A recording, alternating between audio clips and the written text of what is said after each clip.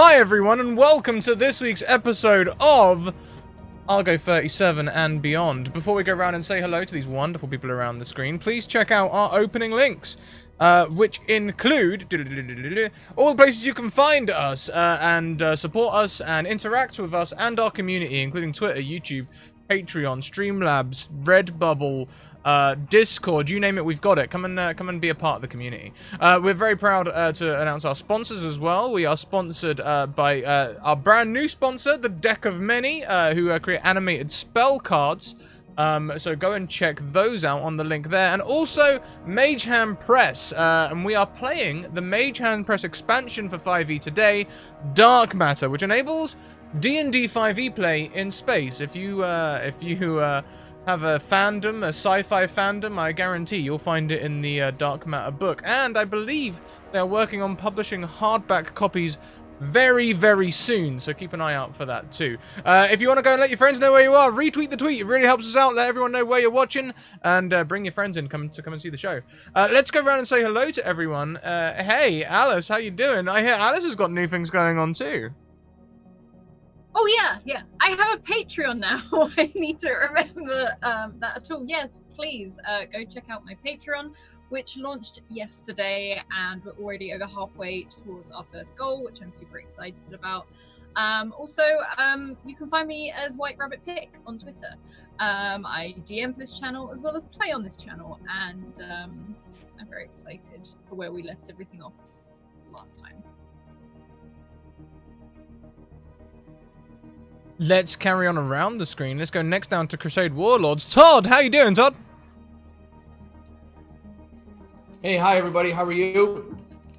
Welcome back after a week off. We're all excited to play. I'll be playing Vega Reigns, Pilot Extraordinaire, Hacker, Infiltrator, Rogue, Archetype, and we're right in the thick of it. So let's buckle in.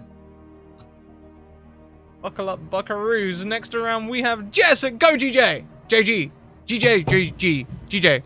JG. Yes, it is. Yes, it's definitely Go JGGGJGGJGGJ is where you can find me. Or you can shorten that down to just Go_JG, because it's my initials to make it easier for you. But hi, I'm Jess, excited to be back as Andy, who's, not at all flustered by all the bonkers stuff that happened last week. So, yay! Oh boy. It's funny as well because my IRL, I have two middle names and their initials are G and J, but I can never remember which way around they go either. Hi everyone, I'll be playing Blister. Well, I've sort of had a hard reboot there. I found on a separate timeline on a ship here, where none of the stuff that Scrat remembers has happened.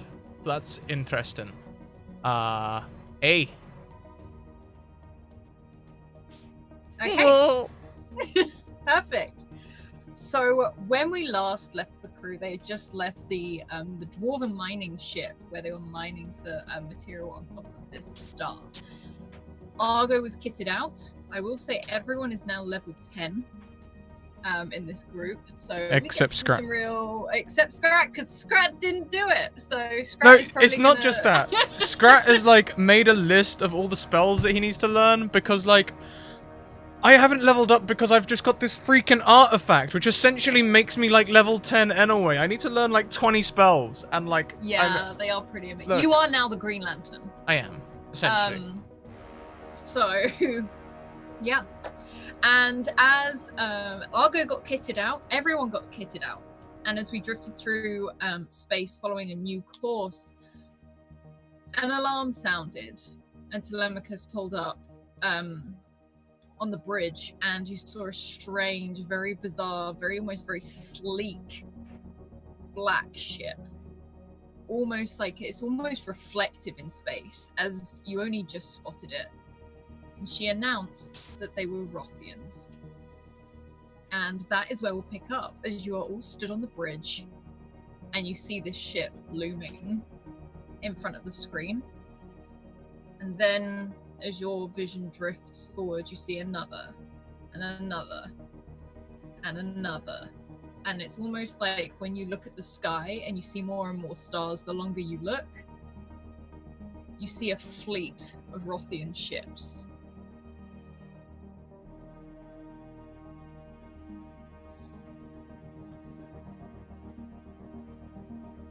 What would you I like to believe do? the question was, what are Rothians, Telemachus?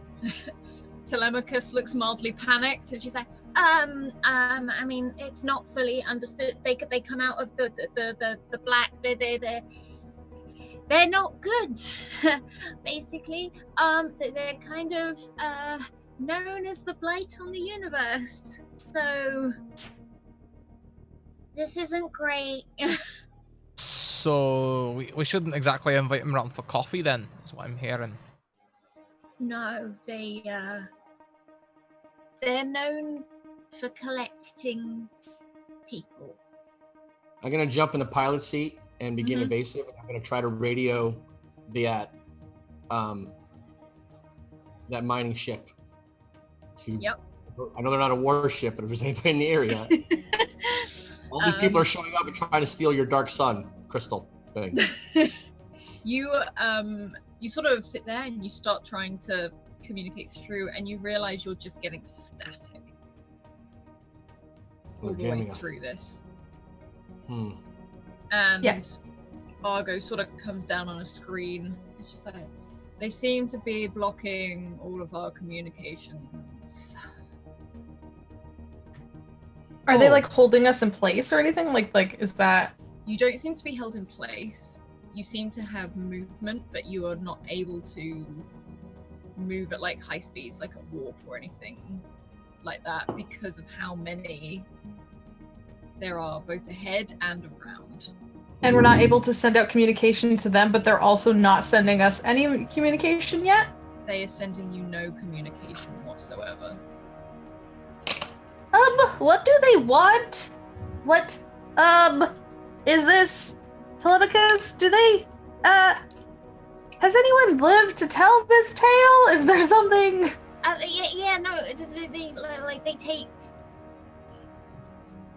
They collect people and then they take them into the black. Okay, I'm gonna start heading towards that jumper that guy told me about. That jumps us to the time zone where the Titan was. Remember where the big Titan was? The guy told me there was a jumper loop. I'm gonna start trying to get the ship there as fast as possible. Okay. Can you make a sleight of hand check for me, please?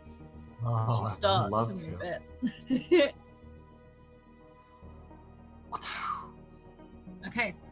On a 27, you start to take control of Argo and you slowly start to move him and move between some of the ships. There's a lot of them, but they don't seem to be attacking. They're not trying to communicate. They're not trying to do anything like that. What is Blister doing?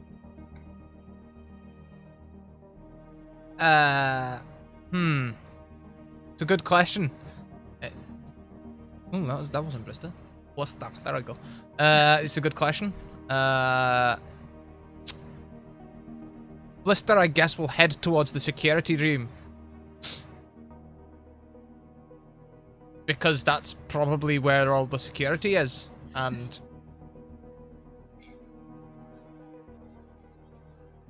hey,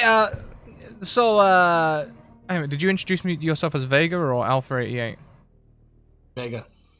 Hey, Vega, what exactly should I do at the minute, do you think? I don't know. Let's get everybody on board to one area in case we have to. All I'm saying is we came together, we're leaving together, and that includes the Wismos. Yeah, I'd rather not be collected, please. Right, don't get collected. Right, Blister is not getting collected. There you go. I have a goal. As collectible as we may be, it sounds like it's not something we get a choice in, and I'd rather have a choice in that. Okay. Telemachus sort of looks forward. Is like, right, okay, we need to just. I don't. Trying to think of that word jump. I know they collect people. I don't know how they do it, so we need to be one step ahead of them at the entire time. I don't know what if they. I know they sometimes sabotage ships. I don't know how they do it, so we need to either go to the engine room or we need some, whilst you're piloting us out of here, we need to, I don't know what we need to do. And she starts to just freak out a little bit and starts running down one of the corridors towards the lab. I follow her.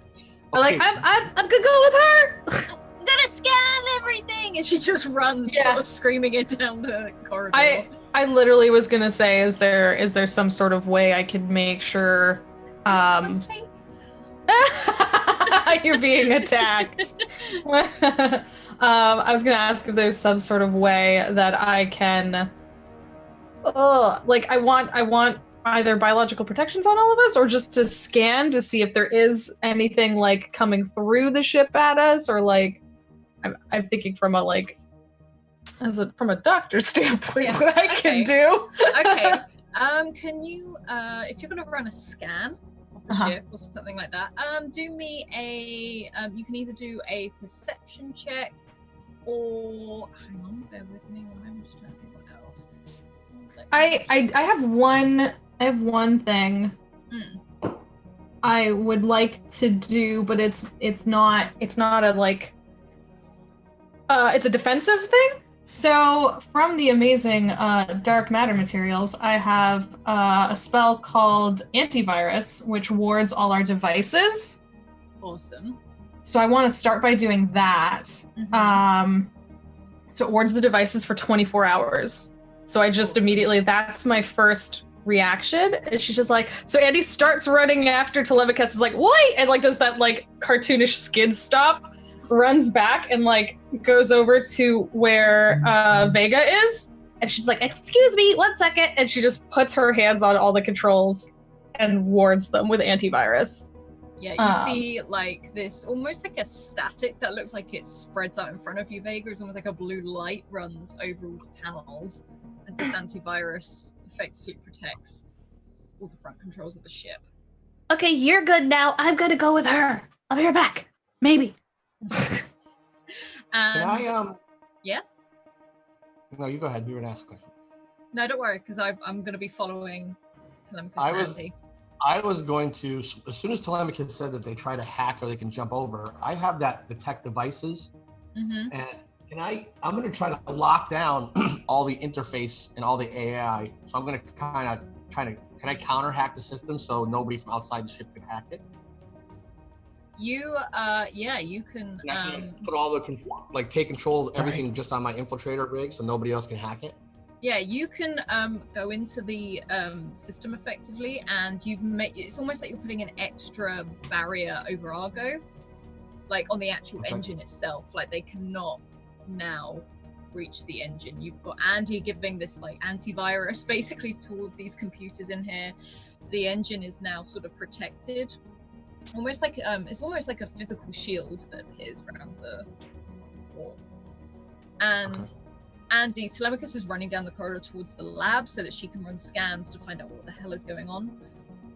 Could you please roll either an investigation or a perception check? And you can have advantage on either one of these because of your medical side.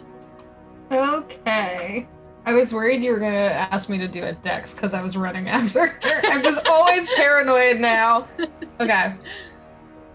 Oh, that's not very good. Okay. Okay.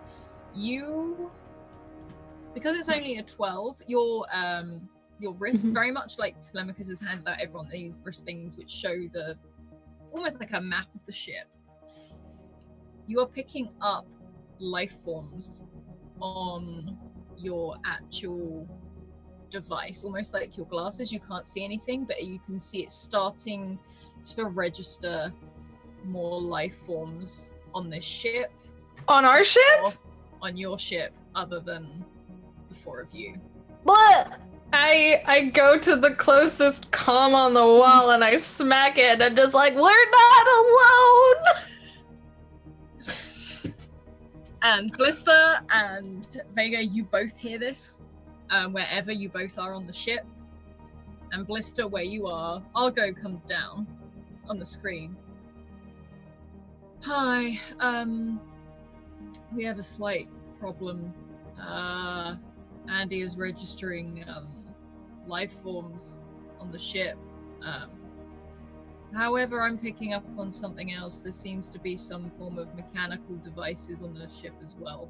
They're not registering as life, but there's about 15 of them.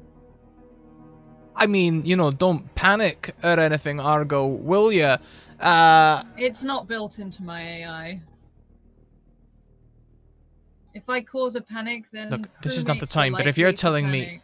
This is not the time, alright? But if you're telling me that coffee is built into your AI, but freaking panicking isn't, then I'm calling on your bullshit right now, alright? Okay, now You listen. don't want coffee? No, I love coffee, alright? Anyway, that's not the point. Right now... If I proceed that? to panic, that can cause crew members to panic. I am told to remain calm. Ah! Look. Look. Where are they? Where are the things you're registering? You can register them, right? So where are they?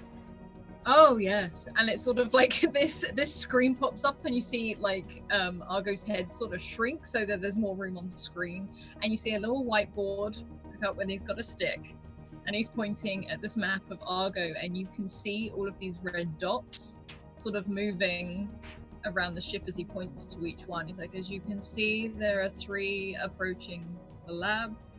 There are 2 by security. There seems to be 3 or 4 approaching the bridge, and there seems to be a few more down in storage. We're not too sure how they infiltrated. Probably Okay. before the shields went up. Which ones are the closest to our friends? That would be, and he moves the stick again. There were the 3 by the lab, and there's 4 going towards the bridge.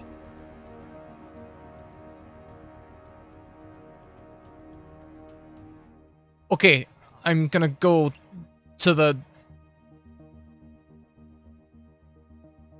Vega can It's handle... best for you in this situation to remain calm, and you sort of start hearing this like almost soothing music playing in the background of Argo. I swear to God, Blister. I swear to God. Blister, I'm Blister. I swear to God, Argo. Thank you very much for the biddies. Star of the day. Alright, now look. Alright. Look, you say something heading towards the lab. Vega seems very capable. I'll head towards the lab. I'm going towards the lab. And I start off at a jog. And as I run, I'm just going to touch my chest. And, hey, look, I need that armor thing that you did that one time. The thing. And I'm going to use... Hang on a second as I check I'm doing this right. Artifacts, man. They're crazy. I'm going to use 7 charges out of the Gamma Pendant to cast Hard Light Frame on myself, which is a crazy, crazy, crazy spell. So, what do I get? I get all sorts of stuff. First of all, plates of shimmering compressed light swarm around my body, landing in the precise positions to form and intricate a power suit, essentially. For the duration, I gain... My AC equals 16 for a start, so my AC goes up by 4, which is great. I get 40 temporary hit points, which is very good, because Blister is currently still at level 3, so he only has 20. My size becomes large, so I get bigger. If I was smaller, I get advantage on strength checks and saving throws. I get the benefits of a life suit. I'll look up what a life suit is in a minute. I get 2 built-in battle fists that, like... Oh, apparently I have proficiency on those as well. 2 built-in battle fists that I can go and bludgeon things with. And I can attack twice instead of once. Okay. You start to run down this corridor, and you start to sprint. And as you do this sort of glowing, almost greenish type of suit starts to build up around you. You feel a bit taller. You can see that a lot of the Wizmos have started homing in and coming in after you as you sprint down this corridor. Andy, Telemachus, and you are running towards the lab. And can you roll a perception check, please? Mm-hmm. Yay! Better than my last one. On a 22, you are coming up to the lab, and the lab is on the corner. You can see the door is open, and as you approach, you see this huge creature step out of it. It's taller than the door itself. It has to move, and it's got this strange, almost, there's no eyes on this creature. It looks to be built up almost completely of bone and muscle, with huge rings sort of pierced through what looks like two huge horns, almost like a hammerhead shark. And other than these two horns, it's just a huge gaping mouth with teeth. It seems to sense you there, and you can see these long claws, big sort of fists, like these are thick hands, but the claws are even thicker as they tap on the walls. And you can hear it breathe, almost like as it steps out of the door. And further down the other end of the corridor, you see this strange machine, almost like a disc, sort of revolving, two discs together. A blue glowing light sort of spinning at the center, and it's got these very long but very thin arms that bend and claw and seem to be moving and sensing its way around the room. What would you like to do? It hasn't seen you yet. I like, once again, cartoon style, put the brakes on it and like grab Telemachus and attempt to put her behind me, even though she's slightly taller than me. I think we established this, that she's like slightly taller than me. Yep. 'Cause she's like, what, 9 years old? But I'm a gnome, so. And then I want to like whisper and start backing up with her and being like, okay, as much as I like to not assume species are bad, you have said that these might be bad, so maybe... You feel like Telemachus's hand on your shoulder, she's also backing away, yeah, half pulling you, you're both sort of pushing and pulling each other. She's like, no, they're bad. And can you roll me a stealth check? You can. No, not stealth. Oh no. What am I about to trip on? Oh my god! You both start to move back as you do it very, very quietly. And then a screen comes down at the side, and it's Argo. Hi, just to let you know, Mr. is on his way. Oh, and as that happens, it makes you jump, and both you and Telemachus almost half fall over. Telemachus has definitely fallen backwards. You've fallen onto Telemachus. Oh no. This creature's head snaps okay. towards you, and this, almost like this, it's not quite a roar, it's like a very guttural hiss comes out as it lunges towards you. I want to do a thing. What would you like to do? I have this wonderful magic spell from Dark Matter called Repulsor Ring, which I can click it. And so it actually makes like a little 5-foot bubble around us. Okay, awesome. So I like the second Argo comes down and starts chatting at us kindly as he did, and we both fall backwards, and this thing sees us. I immediately like would call up my repulsor ring. Okay. I feel like I'm like smacking my own hand to get it to work. Like, okay. This thing jumps towards you. You make this almost like this sphere pop up around both of you and Telemachus, and you see it jump towards you, and these hands they don't go through the sphere, but you can hear the clang almost as this thing hits it, trying to claw its way towards you and trying to but it cannot get through this bubble. Blister, you can probably start rounding the corner as you see this creature jumping towards Angie and Telemachus in this bubble. And Vega, you have got a screen up which you can see everything that is going on this ship right now. Okay, how much power do I use at once? You can see shadows around the corner as two more start to come round, and another one of these machines. As soon as she had mentioned people on the ship, I would have I meant to tell you, I'm just going to bring the ship and try to land on one of the closest ship. I'm going to try to land on their biggest ship. Okay, awesome. So like hold the hull. Yeah, roll me a sleight of hand just to see how well you do this. Okay.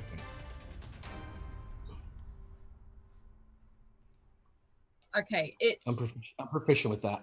Okay, so you sort of, it feels weird, like, because it's almost like when you're looking at it, it's like you're landing on nothing. You can barely see it because it's almost the color of space, but you do feel Argo land and take sort of a position on the ship. Blister, you come round the corner as you see this, and Telemachus and I'm assuming Andy are screaming within this bubble as this thing is huge, sort of trying to claw at it. Heck.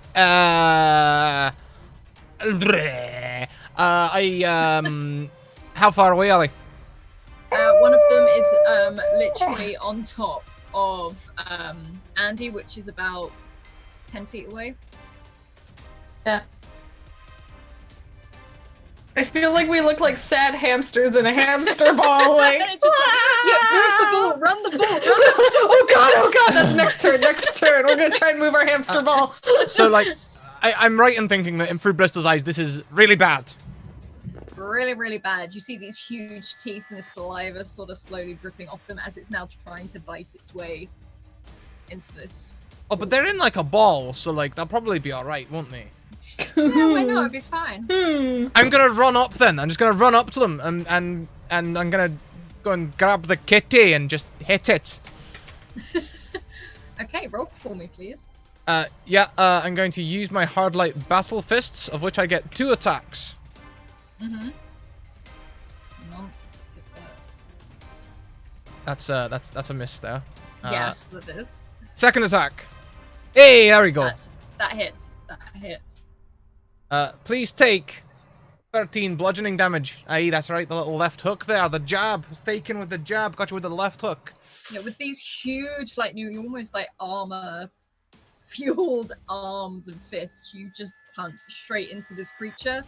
And Andy, you don't see it until the creature gets hit, as you see this fist come over the top of the ball, and it just shoots and skids down to the other end of the corridor. It sort of shakes its head, and you can hear that snarl again as it starts to get up, and 2 more come round the corner with 2 of these weird mechanical spheres as well, as they start moving forwards towards you. So as it's just 2 of you, we'll roll initiative for you 2. Okay.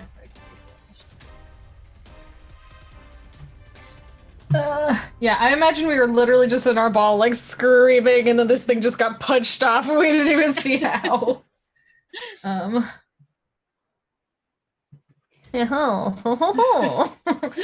good, so good am I.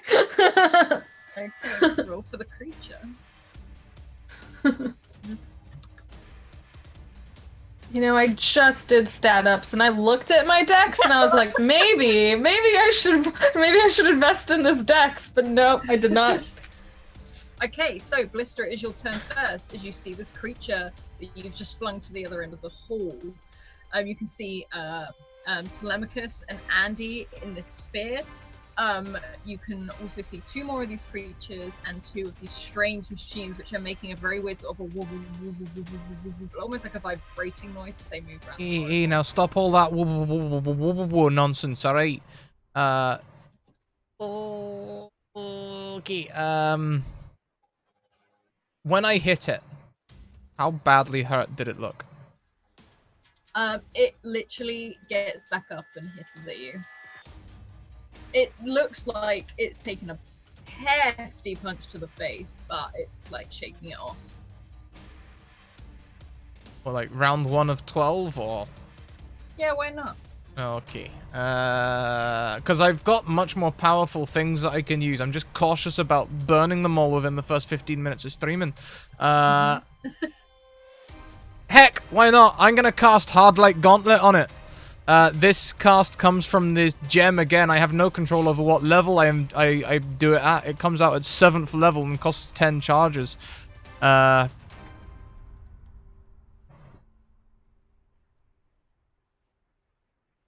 So, at 7th level, it makes 3 melee spell attacks. At 5th level, it does 1 more attack. And at 7th, so I get 5 attacks in increasing damage. So, Roll for me.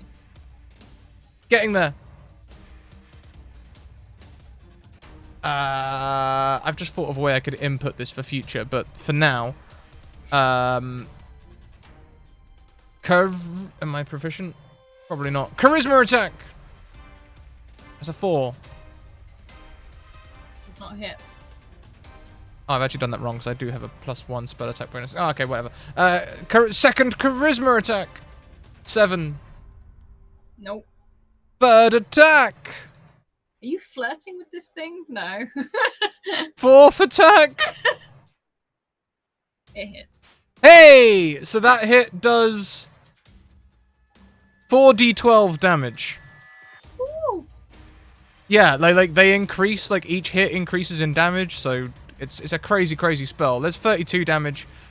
And then last hit. A 19? Yep. That one does 5d12 damage. How are you killing it? Yeah, well, like these hands just appear and like all around it and just crush it. Yeah. Andy, you see this thing as you're sort of backing away.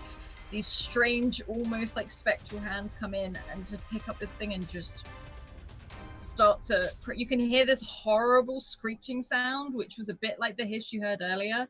But this, you have to like turn away as you and Telemachus just see this thing get ripped apart. Now, as this happens, the other two are coming down the hallway.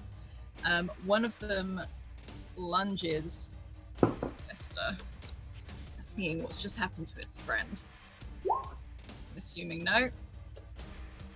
No, my armor class is currently 16 thanks to the glowing green stuff on me. Nope, neither of them hit. They sort of lunge. One of them lunges towards you, and it completely misses you, and the other one is taking a step back, looking at its companion, basically. Andy, what are you doing? I wanted to ask if I can use my background as the ship's doctor in xenobiology that I have, to take a second and analyze these creatures. Okay. And to see, like, you know, what kind of life forms they seem to be, if they might have any weaknesses. Okay. What you'll know from this, they seem to be, as I said, mainly made up of like muscle and bone. The bone seems to act like their actual defense, like an armor. It's like an armor that is built in to themselves. Okay. It doesn't seem to be that there is a specific weakness. You know that their teeth is very, very razor sharp, but you can tell that there's something about their minds, and they have very, very large brains. And you said they had no eyeballs, just like giant mouths and like kind of like hammerheads. So there was 3 sharky boys and 2 floaty balls. There's two floaty like sapphire thingies. Yeah. Okay. Okay. Which are so mechanical. So there's 2 sort of mechanical things and 1 already taken down biological things. Okay. Then I'm just going to attempt a good old... Oh, okay, I keep the ball up, which I can do, but I have disadvantage on sending stuff out, unfortunately. So I'm gonna try anyway. I'm gonna try a good old-fashioned sacred flame on the, or like a technological flame, I guess. We're gonna. That does not hit. You see like this flame sort of come out of your palms, and it sort of wraps itself around this Rothian. But it does look like it's uncomfortable, like it is feeling the fire. You see it back away, it grabs, it starts patting itself down effectively, but you can see this bone armor seems to be protecting it largely. I'm gonna roll something. Dang. So as this is happening, you're reaching out with your hands, and this flame is it's wrapping this Rothian up. It can't see you, but it doesn't seem to be taking any damage. And you see this orb thing hover, sort of like that as it moves over the orb you're in. And Blister, you've just destroyed this creature. You can see Andy projecting these flames, and you hear that slight hum from this thing. And on a 3 that I rolled, there's a very quick blue flash. Telemachus is gone. And you can hear a very robotic voice that says, harvesting process beginning. No. Did that come from one of the machines? It came from one of the machines, which is only about this big. Oh, Blister, they took our blue pen! Vega, you can see on the screen that Telemachus has just, almost like in a flash of light, and it makes the screen go staticky briefly, but you saw everything. You have seen Blister run in and shred this creature. You can see the flames as Andy has been attacking it. But you saw almost like a glitch itself, and Telemachus disappeared. Okay. All right. Are we landed on that ship? Yes, you've landed. Okay. And did I see the screen that some people were coming towards the cockpit? There were four of these monsters. They don't seem to be like running or moving super fast. Okay. It's like they're looking. Okay, is Cracklebox with me? Yes, he was sat on the dashboard effectively. So I'm gonna grab Cracklebox and I'm gonna get down to the floor where we've landed. The cockpit of the ship is on the bottom level, right? So it's assuming that there's only hull between me and the other ship. Yes. All right. I'm gonna put on my helmet and I'm gonna teleport jump to the other ship with Cacklebox so I can bring one person with me. Okay. Before I do that, I'm gonna disguise myself to look like one of those monsters. Okay. I'm gonna use my disguise self ability. Okay. You can, as you sort of literally put your hands down on the floor, you've got Cracklebox that is clinging onto the back of you. You put your hands on the base of this ship. As you hear and the door opens, and these 4 creatures walk in, giving you that moment's look to really get a good look at them as they sort of, these huge hulking creatures move in, and with a blue flash, you sort of, and you disappear down onto the ship. Okay. And it's a very weird sensation. It's almost like you don't feel, it's like you feel going down through the levels. It's like you physically feel like the cold of space. You feel the going through metal, and you hear a clang as you land on this Rothian ship, and you can feel like the grating sort of walkways as you land. Okay. I'm gonna run up because I can run up walls now with the spider rig. I'm gonna run up the wall. I'm gonna put Cacklebox right on that spot that I teleported through, and I'm gonna say you're gonna need to stay here, buddy, so I can find my way back to get off the ship. And he just sort of gives you like a little salute. Okay, and then I'm gonna disguise myself. Can I pick up Telemachus on my rig or no? You can see a life form that isn't Rothian. Okay, so I'm going to. Can I cast that disguise myself ability? Yep. Okay. Well, wait. Let me see. How many times can I do that jump? 4 times. Okay. So I'm gonna start in a disguise. I'm gonna start moving towards Telemachus. Okay. Andy and Blister, you have just seen Telemachus disappear, and Andy, with your medical equipment, you'll see that Vega is no longer on this ship. Oh my! Oh, Blister, they took Vega too.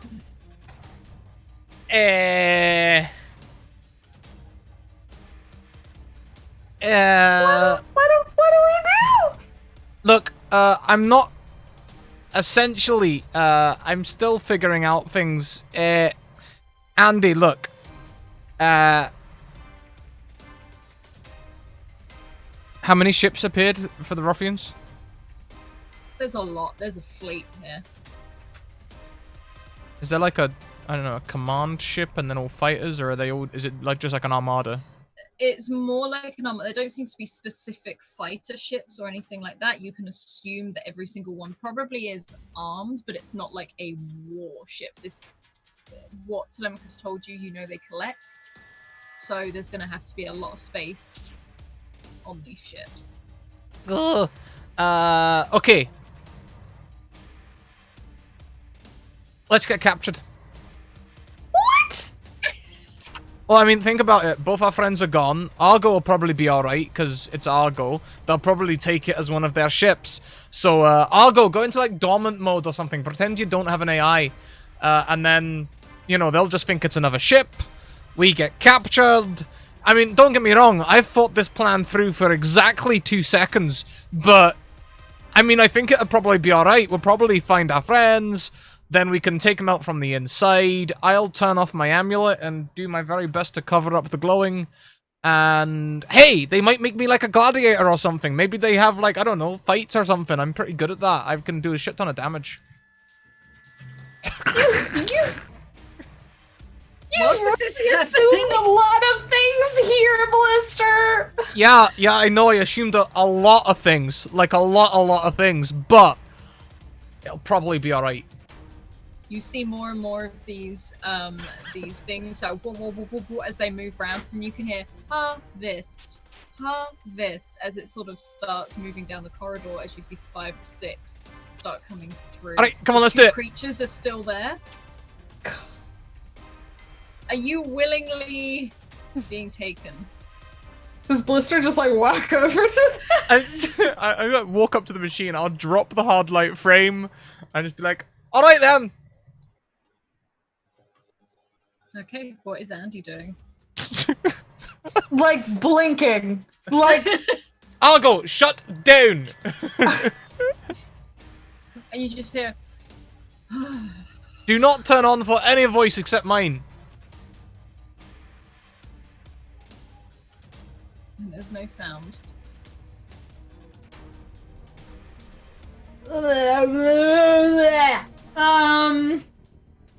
I guess I dropped my repulse. I dropped the ball. I dropped the hamster ball.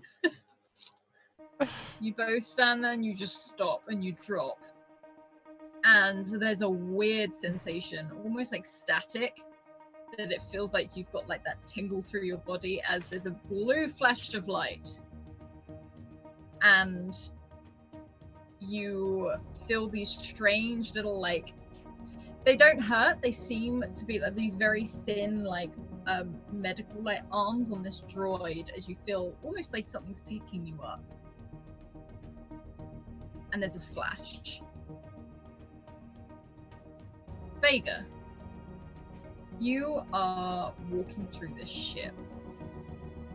This whole ship itself is almost as dark as the outside. Like, as the outside, it's weird. It is pitch black in here. You can assume that they probably don't have eyes, these creatures, because that is not how they get around. So it is completely pitch black on here. There are no lights. There is nothing as you are thrown into Can I make an intel check?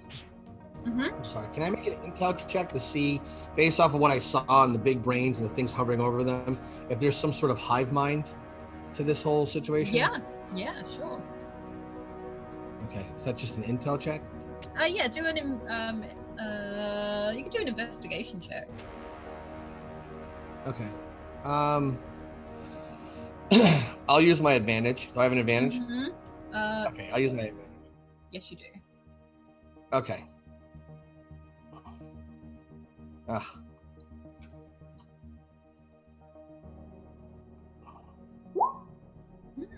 Okay. So, you sort of reach out with this ship, and you can hear a lot of clicking. You can hear a lot of hissing. They don't seem to be talking to each other massively, but you don't suspect that there is like one big bad. There's not like something that is feeding the rest of them. They seem to be very intelligent beings individually. Okay. You can tell that there is an energy source somewhere, which you can guess is probably like the engine, like the core of the ship, which is keeping everything going. But the actual individuals themselves, you can assume from what's being around, they're Okay. intelligent. Okay, I'll start. Do I see them pop over too now? Do I see 2 more blips pop over? No, By any chance? No. not yet. Okay. Not yet. You can Okay. see like they're fading in and out, almost like the process is happening. Okay. And where is Telemachus based off of that energy source? You can see her 3 levels down, And the energy source is where? 4 levels up. Okay. The one thing I will say as well is, do you have dark vision? I think I get it from the rig. Okay. Yeah, I do. I have dark vision from the infiltration rig. Okay, perfect. 60 feet. So you can only see 60 feet in front of you. And it is dull in here. It is dark, but you can see a certain amount. You can see the grated pathways. You can see the darkness of the ship. As much as it all is very black, a lot of it is very smooth, like the outside, but you can see big like tubes and wires and steam every now and then sort of like ejects. And Are there any Hmm? Are there any is there any place to interface? Is there any terminals, anything like that? there are no terminals whatsoever. Okay, I'm gonna head Shit. towards the energy source instead of Telemachus. Okay. One thing I will say is you look over the ship, there is no communication. There are no communication devices. There are no screens. Okay. There is absolutely nothing how to contact each other. As you move, you can move along this grated corridor. Can you roll me a perception check, please? Perception? Yes, please. Okay. Okay. On a 24, you can hear more feet on grates. And almost like as if it was like a claw or a nail, you know, that clack along the grate. So this doesn't sound like a person walking. Am I And making that same noise or no? you are making a similar noise. It doesn't seem to be as prominent. Okay. But you can hear what seems to be 5 or 6 pairs as these creatures round the corner, and they are walking. There's some clicking themselves that they seem to be making with their tongue. And nothing seems to be, no actual words seem to be passing their lips, but they do seem to be nodding and having a conversation and things like that. Do they spot me? They spot you, but they don't seem to react fully straight away. Okay. Yeah, the You look first door. pretty much the first, like them. Well, now I'm afraid that they can communicate through either the clicking, which I can't do, or through some sort of like telekinesis or psychically, which I can't do. Would you like to roll like an investigation or perception check to find out? Sure. I'll roll perception because I'm Mhm. proficient. Okay. You get the sense that they are telepaths. There's a reason there is no communication on this ship. Okay. It's because they don't need it. So I'm gonna go down the first corridor I can, and I'm gonna ditch this disguise thing, and I'm gonna try to hide and then make my way towards the Okay. energy source. Hidden.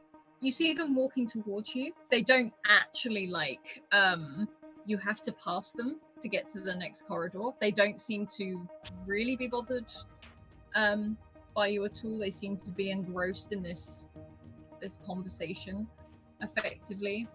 And you both pass, and these things are huge, as you realize how huge they are. And you can hear that clicking as you go past, and they, about 4 or 5 of them, walk down the way the corridor you came as you pass.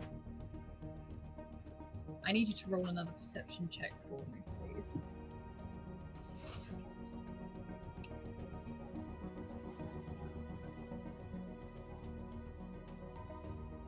Ooh.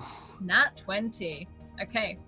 You have started to walk down this corridor. They've passed you. But the one thing you pick up on straight away is that clacking, that walking sound on this grate has stopped. All 4 of them have stopped. And you can hear that from behind you. Are they near? First of all, how far they passed me and how far I had moved? Would I assume they're at Cacklebox or no? Oh, they're nowhere near Cacklebox right now. It's Okay. not that. It's more that they've walked past you. Maybe 7 foot past you, not that far. And it's like they've paused. Okay. And if you look back, you see them turning to look at you. Okay. Can I But get in that they're- hallway? Yeah, you can. Well, they're all looking at you currently as if they're trying to figure something out. You Okay. can guess that they might be trying to communicate with you, and there is no reaction from Right. you. Okay. I'm gonna go. If they're staring at me, I'm gonna go, and I'm gonna turn down that Mm. corridor and try to hide. Do you not do a performance check? Let's see if you, or a deception rather. Do a deception check. Okay. I would rather do deception because Mhm. I think I'm proficient. Okay. Yeah, we'll do deception. Performance, I have nothing. All right. Deception. Here we go. Okay. I'm proficient there, I think. On that, you sort of clasp your now clawed hands to your head, and 3 of them start to walk away. However, one of them that's really looking at you has stopped and tilted its head, and it's not moving fast, but it's still sort of walking towards you. Its neck and head sort of craned out a little bit as if it's trying to reach out. Is it by itself now? So the other 2 are walking and he's coming towards me? There's 3 walking away. Yeah. And there's one that seems to be walking towards you very, very slowly, but this Rothian is big, and it seems to be like tipping its head from side to side and clicking its tongue. Okay. I just go like that as I back into out of line of sight of where they're at. And then I ready in action. Actually, I'm sorry. I'm gonna run up the wall and Mhm. lay on the ceiling so when he comes through. Okay. Can you do a hang on, so are you moving quickly? Are you running away from him effectively? So I'm gonna back slowly into it, like something's wrong. I'm gonna back until I'm Mhm. out of line of sight, and then I'm gonna run up quickly onto the ceiling and lay down with my back on the ceiling with the gun pointed straight down. Okay. Can you roll me a stealth check, please, just to Sure. see if he spots you? Yeah. Skadoosh. You sort of move around the corner, and as soon as you do that, you drop your hands. You start crawling up the side of the wall, up onto the ceiling, and you can position yourself right above as you see this Rothian lean round the corner, standing up straight as you've disappeared. And you see him focus for a moment and start to click. Would you like to roll your attack? Is he completely out of the hallway or He's no? he's come down your end of the hallway, but he started clicking his tongue, and you can guess he's probably trying to contact someone. Okay. I'm gonna shoot him. Roll for me, please. Sneak attack damage? Yeah. Oh yeah. So what do I just click? Do I click the repeater or do I click the damage or what do I click So first? you click the repeater, and then you click on the Okay, gotcha. sneak So attack. so here's my hit. It doesn't hit. Oh dear.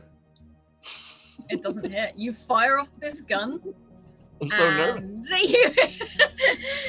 You fire off this gun, and you almost hear like this echo as this almost like laser light, but it just as it starts ricocheting off this ship, and this creature immediately looks up and this jaw drops and it opens really wide, and this horrible ear-piercing like screech starts to run through your head, almost like you want to clamp your ears over. But as it starts screaming, you can hear another one and another one and another one, and those feet that were moving away are now running towards you down the corridor. What would you like to do? I'm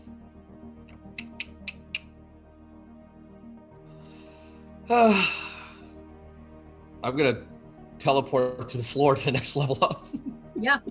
Yeah, you as this thing makes contact with you, as you're already on the ceiling, you just sort of, there's that blue sort of, and you are gone through the ceiling. And as wait, I'm sorry, really quick, Alice. How high was the ceiling from where I was at? Like when I was on that floor, like how high are the levels? They're about 8-9 foot. Oh, then I'm gonna go to the next. You said the energy source was 4 levels up. So if that's the case, I can go 15 feet. So I'm going to actually skip one level and go to the next one above. Okay.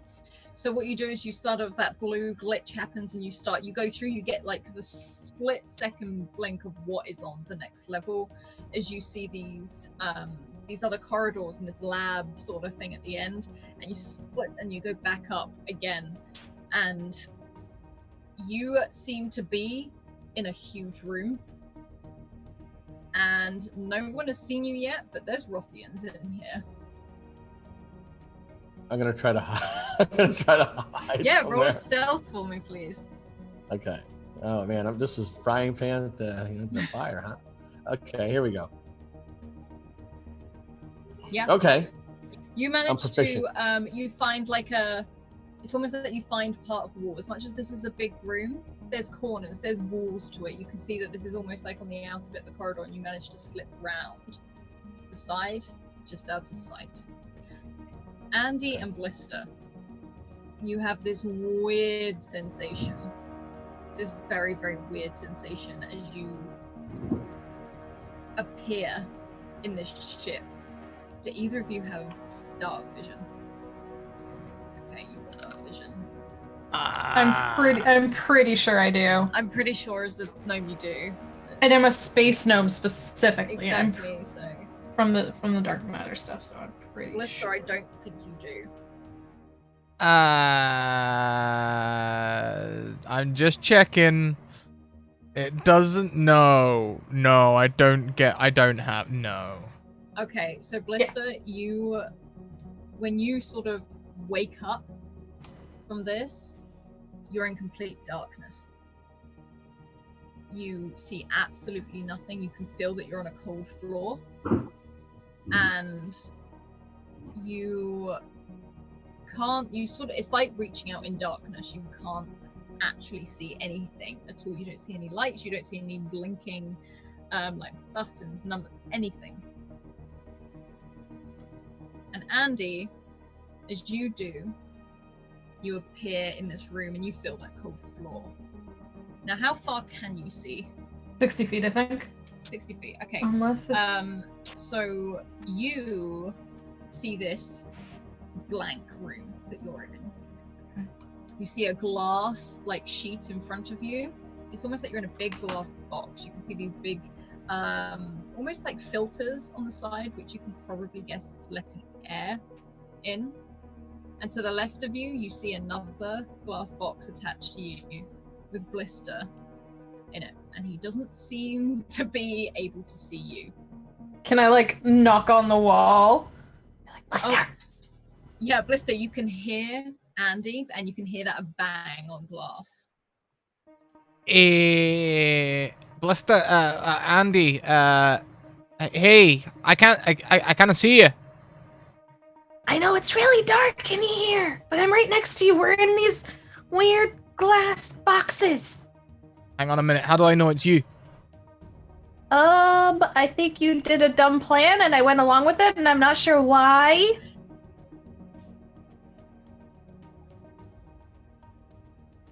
Anyone could guess that.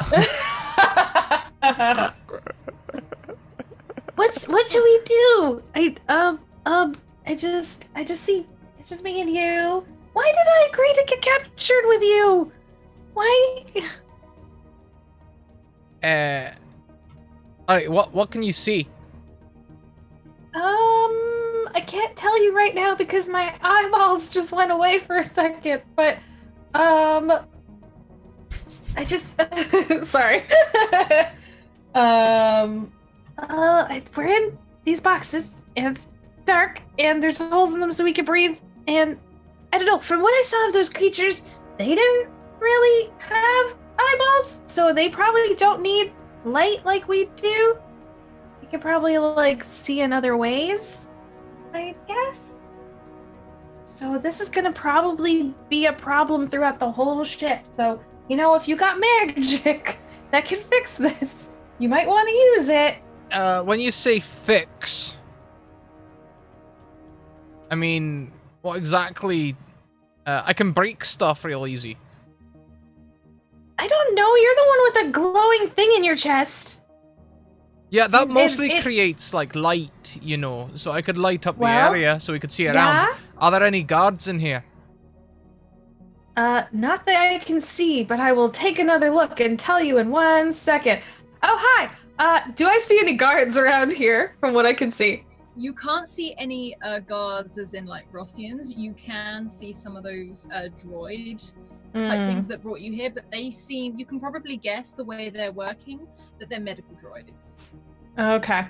You can see on one of them a screen has dropped down. It's, if anything, Blister, it's almost too bright for you as this has happened, and it's just literally reading your life signs.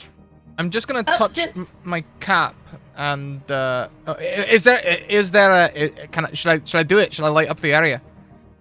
But go for it. I don't see any of the creatures, just these robot things. I'm gonna touch my cap and cast light through the gamma crystal.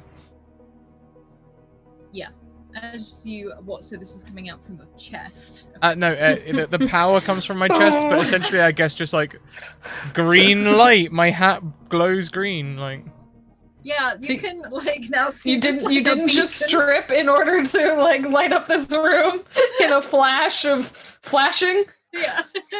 No, I didn't flash the flash to flash the thing. And as you do, like your hat starts to glow. Like it starts almost like it's doing it gradually, and you have to cover your eyes briefly. There is a flash before it sort of calms down and this green light. These medical droids don't seem to be reacting too much to them. You can guess that they're probably just not used to this sort of light. They don't seem to be doing anything. They're going about their normal, everyday lives. And as this happens, you see more and more of these glass cubes. There don't seem to be anyone in them. You can see maybe where someone was. So can we see, is there any signs of Telemachus at all? There is no sign of Telemachus. Don't like it. However, if you would like to roll a perception check. Yeah, I will do that. I was just... And Blister, you can as well now that you can actually see, because your head is glowing. Okay, let's look around a bit. And then I have a thing where I can try and find... I mean, I guess we have scanners too. Honestly, I don't have to necessarily use my magics. Perception! Whee! Yeah, I'll have a look around as well, yeah. I'm really good at perception, obviously. Actually, I am! Yeah! Actually, you are! So you sort of scan and look around.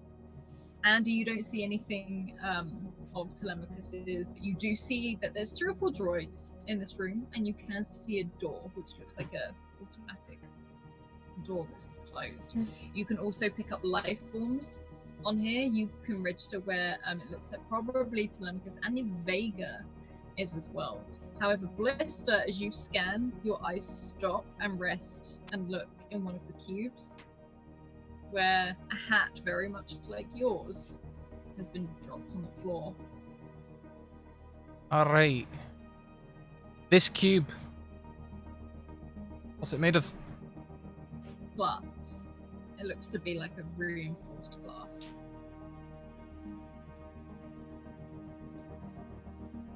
Just gonna try and pierce the glass. I'm just gonna create a little needle of light there. Does a standard 3 piercing damage. No attack roll, just... Okay, are you doing it like a you know, like a laser thing, like when you break into a thing and pushing the glass out? No, it's just like literally like it's like a little shard of light that just appears. Mm-hmm. I'm just gonna put it in the middle. I'm hoping for like, you know, the James Bond thing where he puts the ring against it and then it goes. The sucker, like, yeah. Okay. So I just want the whole thing to just break. Okay. You reach out and this light sort of shoots out towards this glass. You can feel your chest heat up and glow. And this glass just shatters. And it's just... and at that point, Andy, you see all the droids move. They sort of turn and look in your direction. And there is a moment where there's a pause. Blister, what are you doing? Pretending I didn't do it. I'm leaning casually against one of the other glass panels, and I'm like, you know, looking at my nails, and I don't know what happened there. I mean, I'm just staying nicely in my thing. Okay. No, even better. I'm gonna go up to where the panel just was, and I'm gonna be like, oh, still there. Deception check. Do a deception check. Yeah, well, actually, it doesn't make any difference, but since I'm miming, can I do performance instead? Yes, of course you can.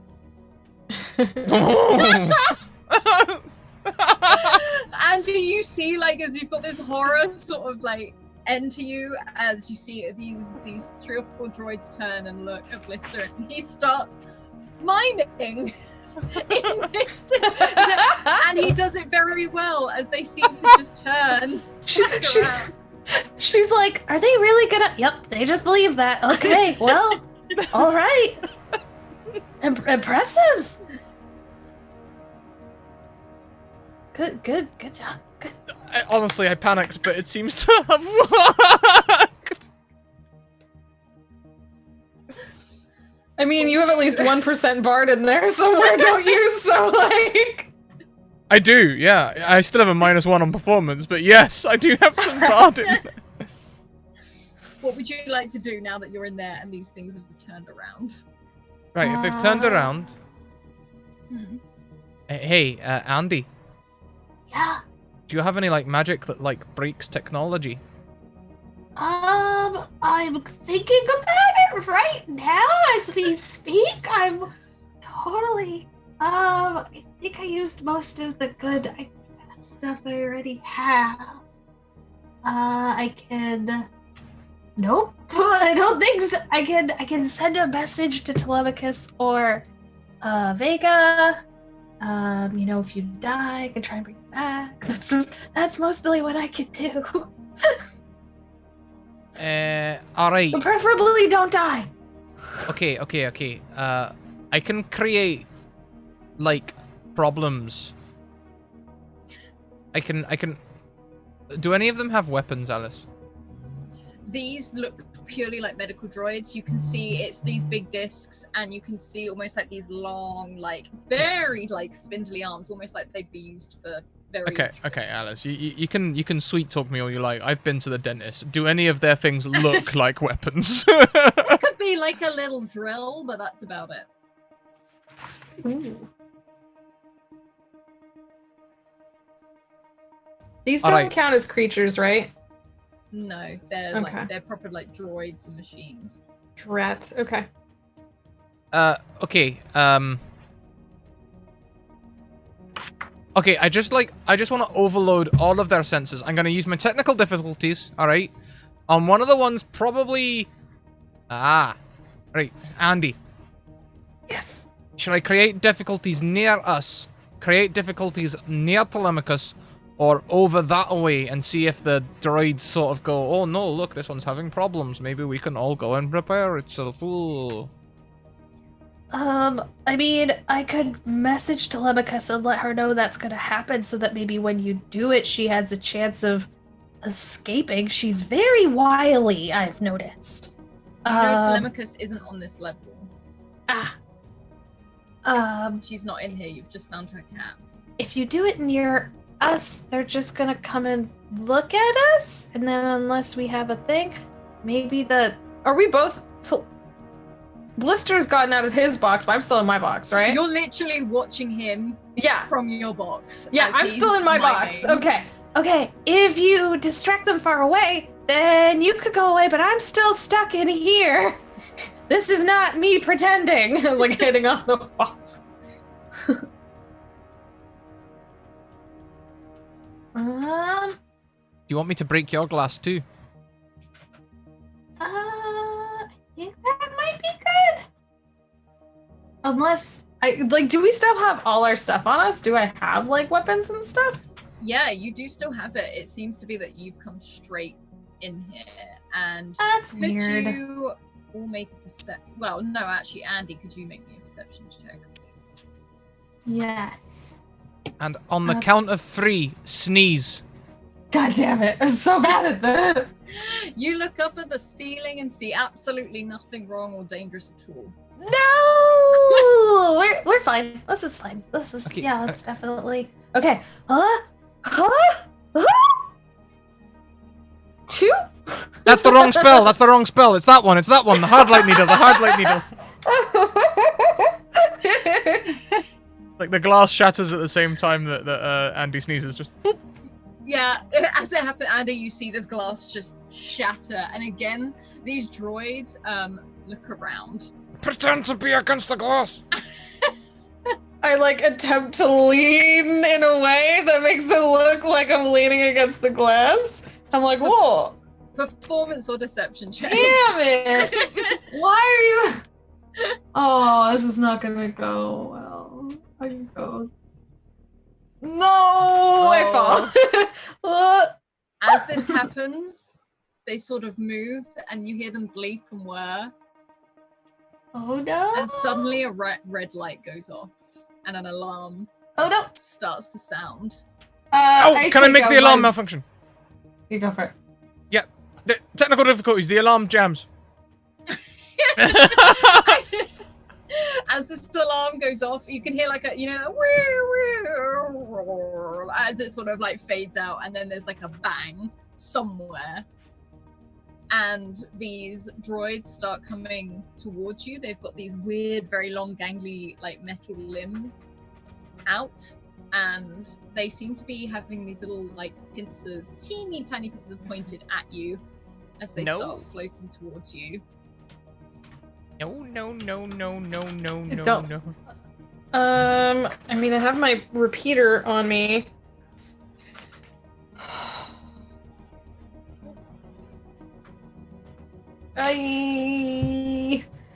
Are we? I take out my repeater and I point at it and I was like, Are we fighting these? Is this what we're doing now, or do we just want to run for it? Oh heck! Let's just break stuff. Okay. Roll initiative, please. God damn it. I'm Okay. on a roll. Yes, you really are. Today. Okay.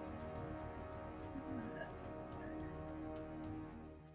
look. Okay, so Blister, you get to go first. As these things come almost drifting towards you. Right. They don't seem to be moving super fast. It's literally you can hear it the woo, woo, woo, woo, woo, as they start moving towards you. Okay. This is fine. Just fine. I'm going to cast. I guess it would be called Gamma Blast instead of Eldritch Blast. Mm-hmm. One of the things. Okay. That's a 7. That's not going to hit. It is not. And I'll pull out. Oh heck. I'll pull out my Magnus. I have a gun. I'll pull out the gun. I've got a gun. I'm ready with a gun. He's got a gun! I remember how to play this game. Yeah. These aren't creatures. Is Yeah, no, I that- don't. Bonus action. Bonus action. Hey, Andy. Yeah? You can do the thing. Take a I hope- take a Bardic D6. inspiration. A D6. Awesome. Thank you. Okay, it is Andy's turn. Okay. So there's still 3 of them coming at us? There's 3 of them. I'm gonna try. I was looking to see if there's like an there's an inspiration button. Okay. I don't know if this will work. I'm gonna try. I don't know if this counts because they're not creatures. Can I try command? Yes, you can. Okay, I'm gonna attempt to command the one that's closest to us, just because I can only do. Actually, no, I could do it at a higher level. There's 3. There's 3 of them. I'm gonna cast it at 3rd level. I'm gonna try and I'm gonna say, power down. Okay, so this is a wisdom saving throw. Okay. What is the wisdom? What's your wisdom? 16. It's 16. Okay. Yeah. Oh, nat 1. Okay. So describe it for me as you see them. Like, so are you literally just telling them to shut down, like in a panic, or? Yeah, I know. I think I'm holding out my new robo arm again that I still like. I only, as far as I'm concerned, I only got it a few hours ago. I just discovered this robo arm on my arm, and I'm definitely like holding out at them and like pressing stuff on my own arm, which is a weird thing to do. It's a weird sensation, and I'm just like, power down. And I'm just literally, and I'm probably, my eyes are closed. I'm not looking at what I'm doing. Yeah, you can hear as your eyes are closed, and Blister, you see as you like fired out this gamma blast as it completely misses. And Andy has literally put her hand up like, stop, effectively. You see all these things, the limbs stop, drop, and you hear a crash to the floor as these 3 metal discs just drop to the floor and stop moving.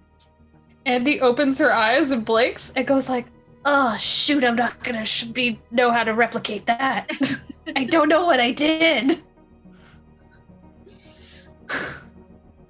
I'm a bad Just keep scientist. doing it. Just do it again. Yeah, I guess. Just keep doing it. That's what I do, you know. Like, don't worry about all the science of it. Just do it again. Oh, but I'm a scientist. I need to know how to do it. Anyways, let's go. and she's like holding her hand out like. Okay, let's go. Let's. Okay, so are you just running straight out the door, or? We had a bit of a sense of where they were. Didn't. You can tell that Vega is like 5-6 levels above you. You can tell Telemachus is 1 floor down. Okay. Okay. Telemachus, down for Telemachus or up for Vega? What do we? Hang on a minute. First, I need to get this hat, and I'm gonna go, break the glass and pick up that hat. I'll let you pick up the hat. That's fine. Did you leave that here? Were you here before? No, isn't this the little girl's hat that you had? I mean, You know, it's just wibbly wobbly, timey wimey. I didn't know. well, I mean, you know, I it's real difficult for me to keep track of who I know and don't know either, because, you know, apparently I know you all, but I don't know you all, but, you know, it seems important to us, so, Yeah, we have a saying back home. Wibbly wobbly, timey wimey stuff is difficult, lemon, difficult, so... Lemon? Anyways, let's go.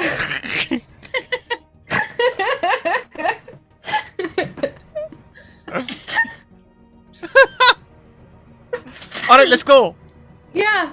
Andy, can you fly? Looks at hand. No. Can you breathe in space? I could...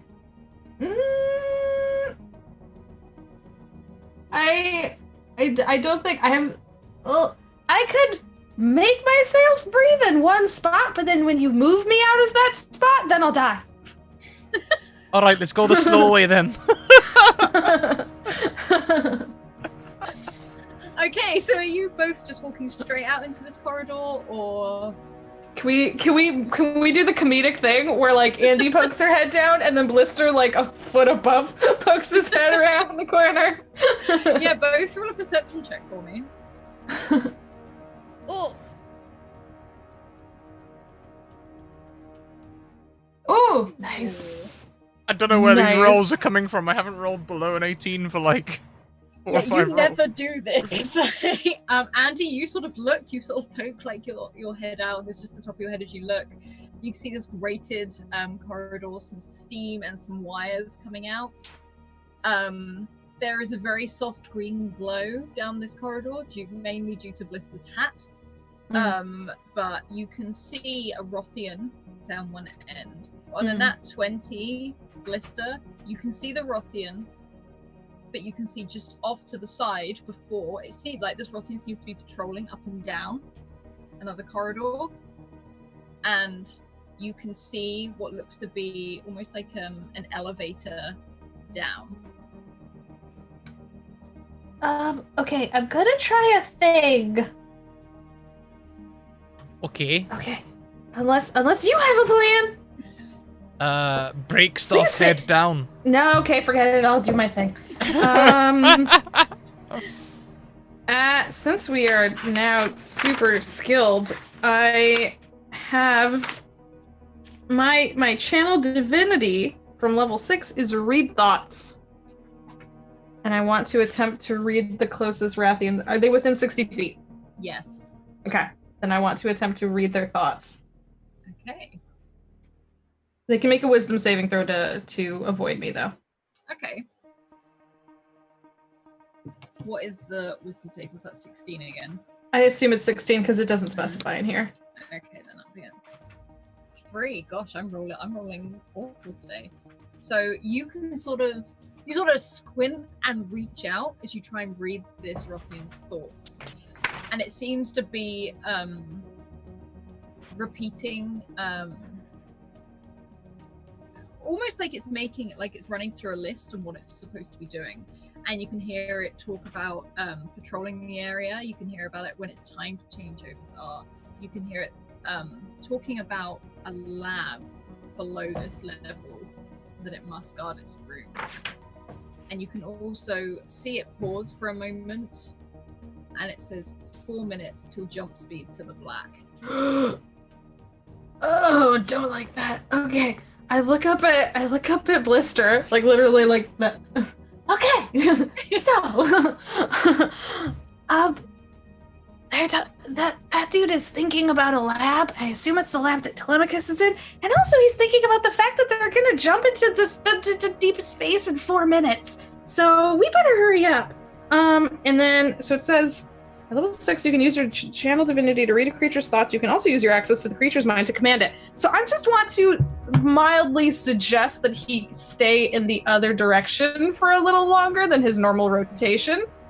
Yeah, Blister, you see sort of Andy really focusing again.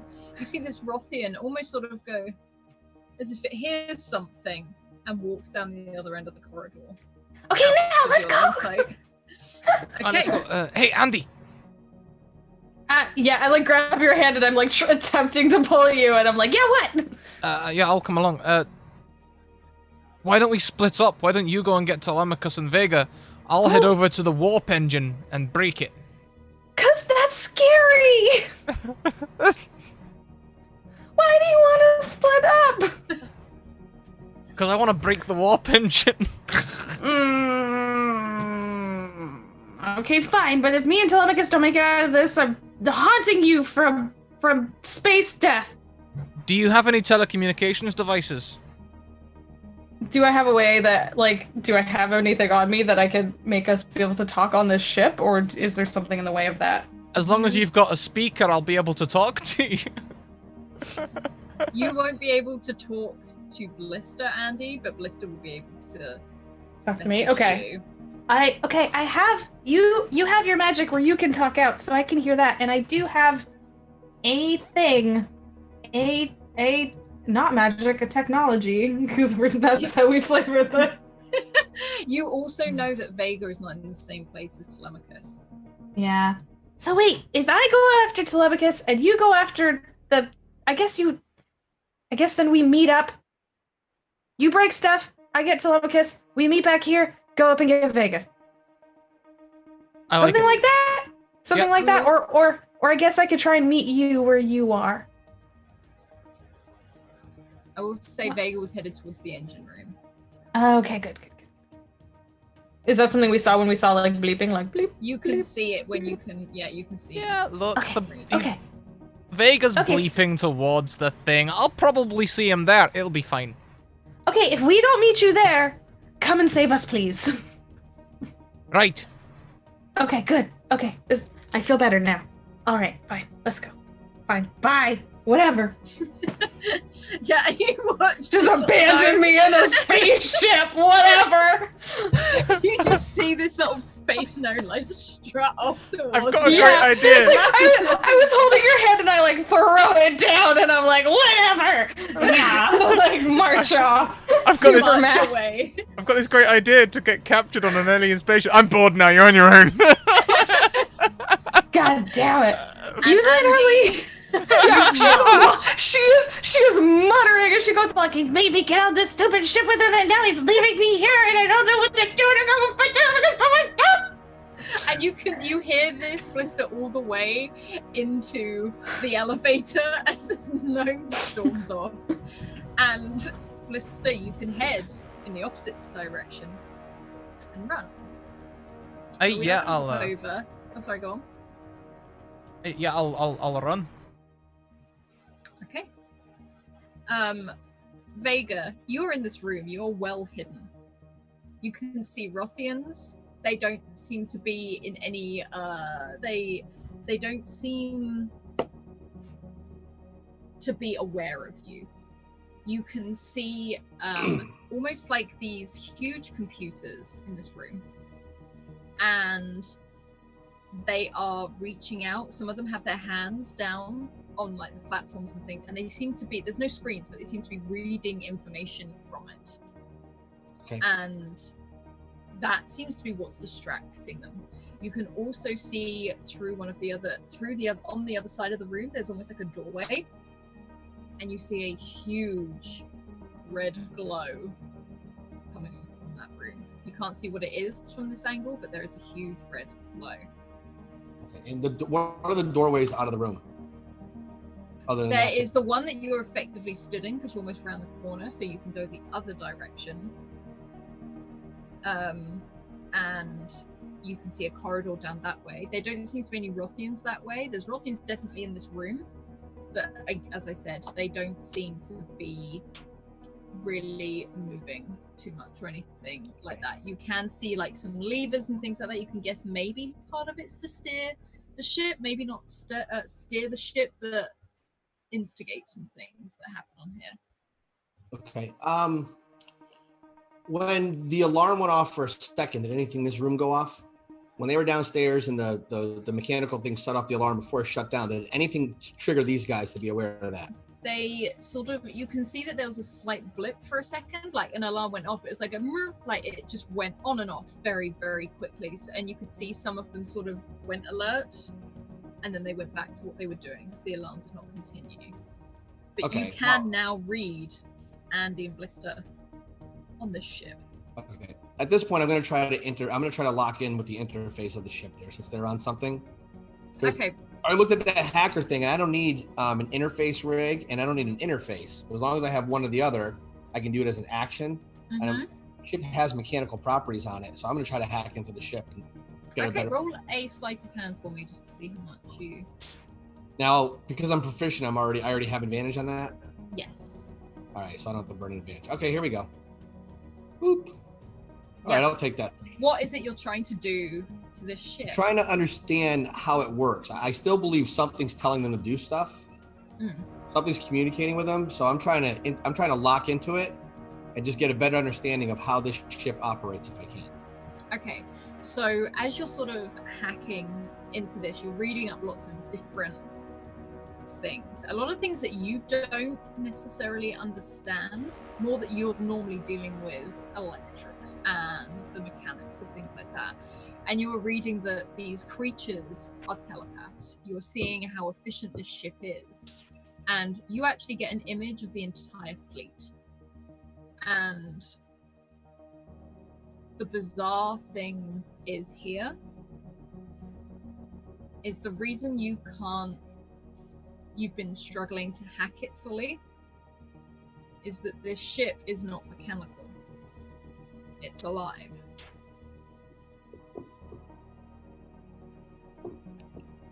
Okay. Is there any protocol how they get readouts of what their instructions are? They're not given instructions. It's almost like a coexistence. Okay. Is there some sort of way to communicate with the ship, or a self-destruct of some kind in the interface, or am I going to have to sneak through this room to this red room to figure this stuff out?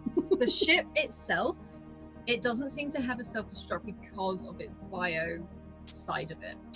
Okay. However, you can get the hint here that there's something the ship can manipulate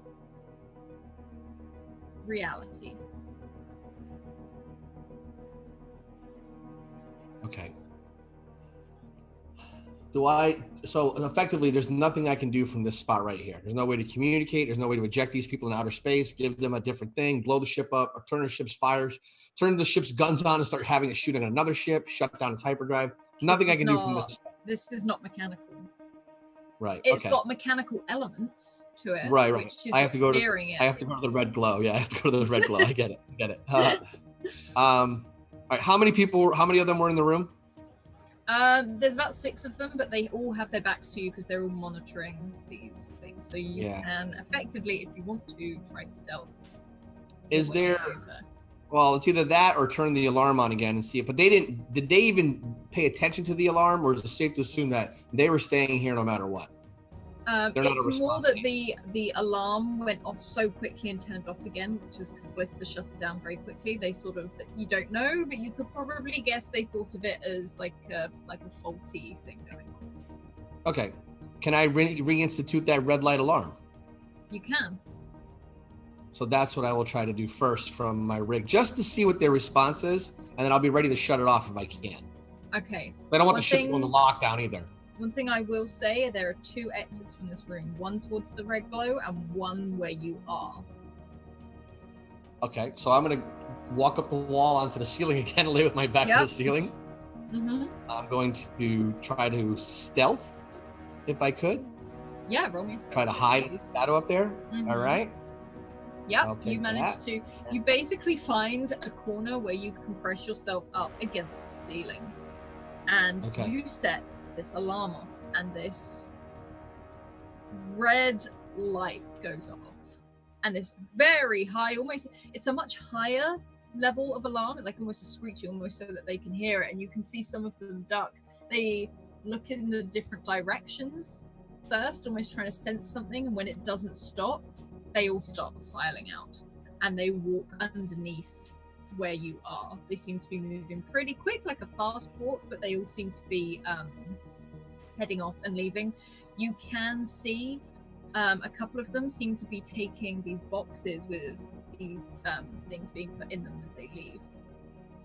What are they putting in the boxes? It looks to be almost like little glass cubes with something in them, almost like a liquid. Okay. Okay, it's do or die time. So the last one that walks out, does he have one of those boxes in his hand? He does.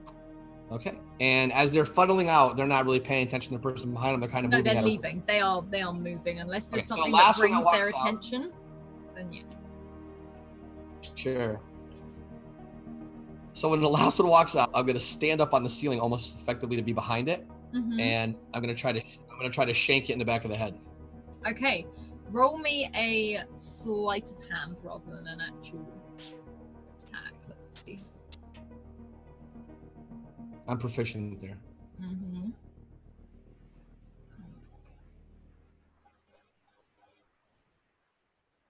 Was that the 17 and 25 roll? Sorry, my roll 20 is being very slow. Correct, yeah. Yeah, okay.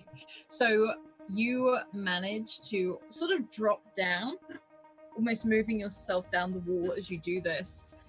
And just with a blade, very, very quickly, you manage to just take this thing out, drag it to the side, and hold it there. One of them seems to look back, but they don't see anything, and just sort of keeps going. And then you can drop it as it slumps against the wall. This more of like a black blood sort of coming out, very, very deep, dark red. Okay, I'm gonna grab whatever was in that box. Mm-hmm. And drag him into the room that they were just all in. And what I didn't know what they were doing on those when they were on the computer things, because you said it was more bio. So, but they were doing something on there. Yeah, there was no screens because they have no eyes, but they seem to be channeling into. Again, you can probably guess telepathically. Okay, I'm gonna go into that. I'm gonna head towards that red glow now. Okay, Blister. You are running.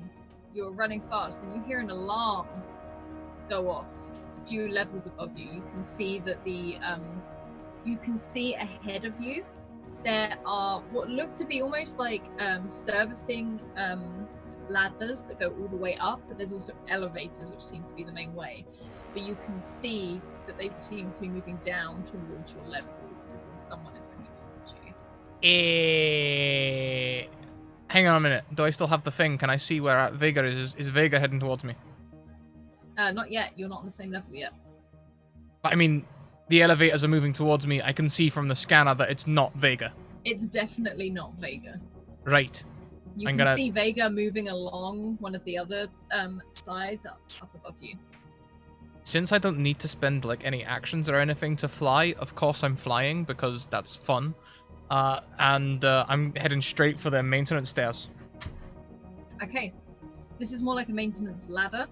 So it's like a tube you almost get in and you just fly all the way up. I will need you to make a stealth check because you pass each level. I need you to make 3 stealth checks. I pretend like I'm a torpedo. Okay, roll me 3 boom, stealth boom, checks, boom. please. On the last one, as you go past, you actually pass this almost glass part of the tube in this elevator. And it's like Rothians are going down as you are going up, and they sort of turn and press themselves against the glass, listening as they don't see you because of how it is, but... I've just realized I like totally still have a green glowing cap so that I can see, so like if that gives me disadvantage on stealth, then all of those are fails. How mean do I feel? Oh, you got a nat 1. You got a nat 1 as well. That is tempting. You do have a glowing hat right now, don't you? I do. Okay. Then instead... But they don't have puzzles. I love that he's not even with me and he's screwing up all my plans. Or maybe this will help because they'll focus on it. Oh. Okay. Go back upstairs where I was. Just go soaring up like a beacon of light. Okay, so because of this hat, as you pass on the first elevator shaft, you pause as this light almost not blinds these creatures because they can't see, but they all start to press against the glass. And you're going to need to move faster as some of them start leaving the elevators as soon as they pause, and they start heading straight towards the ladders. There is an escapee on the ship. Oh no. Oh. There's about 7 of them as they start coming from different levels up this ladder. Okay. Can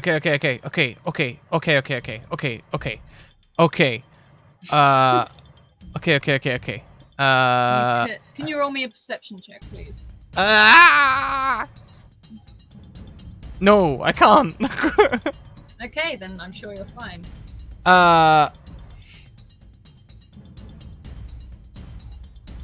I would like to create a blockage in the pipe. Just a great big solid light thing. Wait, what? Just a blockage in the pipe behind me. Okay, so you sort of, as you start moving faster, sort of flying up towards, as you go up and up and up, and you cast That's another this 7 light charges, down with damn your it. hands. You project this light downwards, and you hear like a screech as this block comes into effect, and you can see some of them slamming against this block. They seem to be, you can hear that horrible screech like nails down a blackboard as they're scratching their nails, trying to dig their way through this. It has Because you 29 rolled a- HP. Because you failed your perception. You do not see, as you go faster and faster up on the other level, this huge Rothian claw that comes out and grabs you by the shoulder and pulls you out and throws you across the room on this level. You and I need to roll initiative. Yeah. 17. No. Okay, so this creature was up on one of the other levels, and you can feel the searing pain excuse me, as these claws sink into your shoulder and throw you onto this level across the room. And you seem to be in this corridor as you hear yourself clang and go down. You know that you're probably on the same level as Vega now, and this creature seems to be moving. It's dropped all the equipment it's got, and it stands in this hunched stance. Its claws out, and if it could, you're pretty sure it's smiling at you, and it's going to rush out for an attack. Bear with me a moment. Because everyone loves to stats. Okay. Does a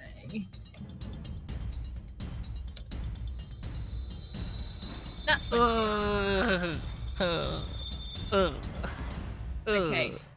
Let's roll damage first. I should get rid of my temporary HP as well, because I got rid of the suit of armor, and I do not have a level 10 character's HP, so this could be very quick. You only take 9 damage as this thing sort of rears back, and it sort of just, you hear this horrible hiss, and you can feel the saliva on your face as it charges forward towards you, and just these claws come up and scratch right up across. Okay, only half your my health, face, you say. and Lovely. You can, and you can feel this. You see this like this. You can feel the hot of the blood on your face trickling down as it sort of rears back again. What would you like to do? I 100,000,000%. I'm gonna cast Hard Light Frame again to give me that temporary HP. What is your temporary HP again? Well, 40. when I use Hard Light Frame, I get 40 temporary HP. Okay.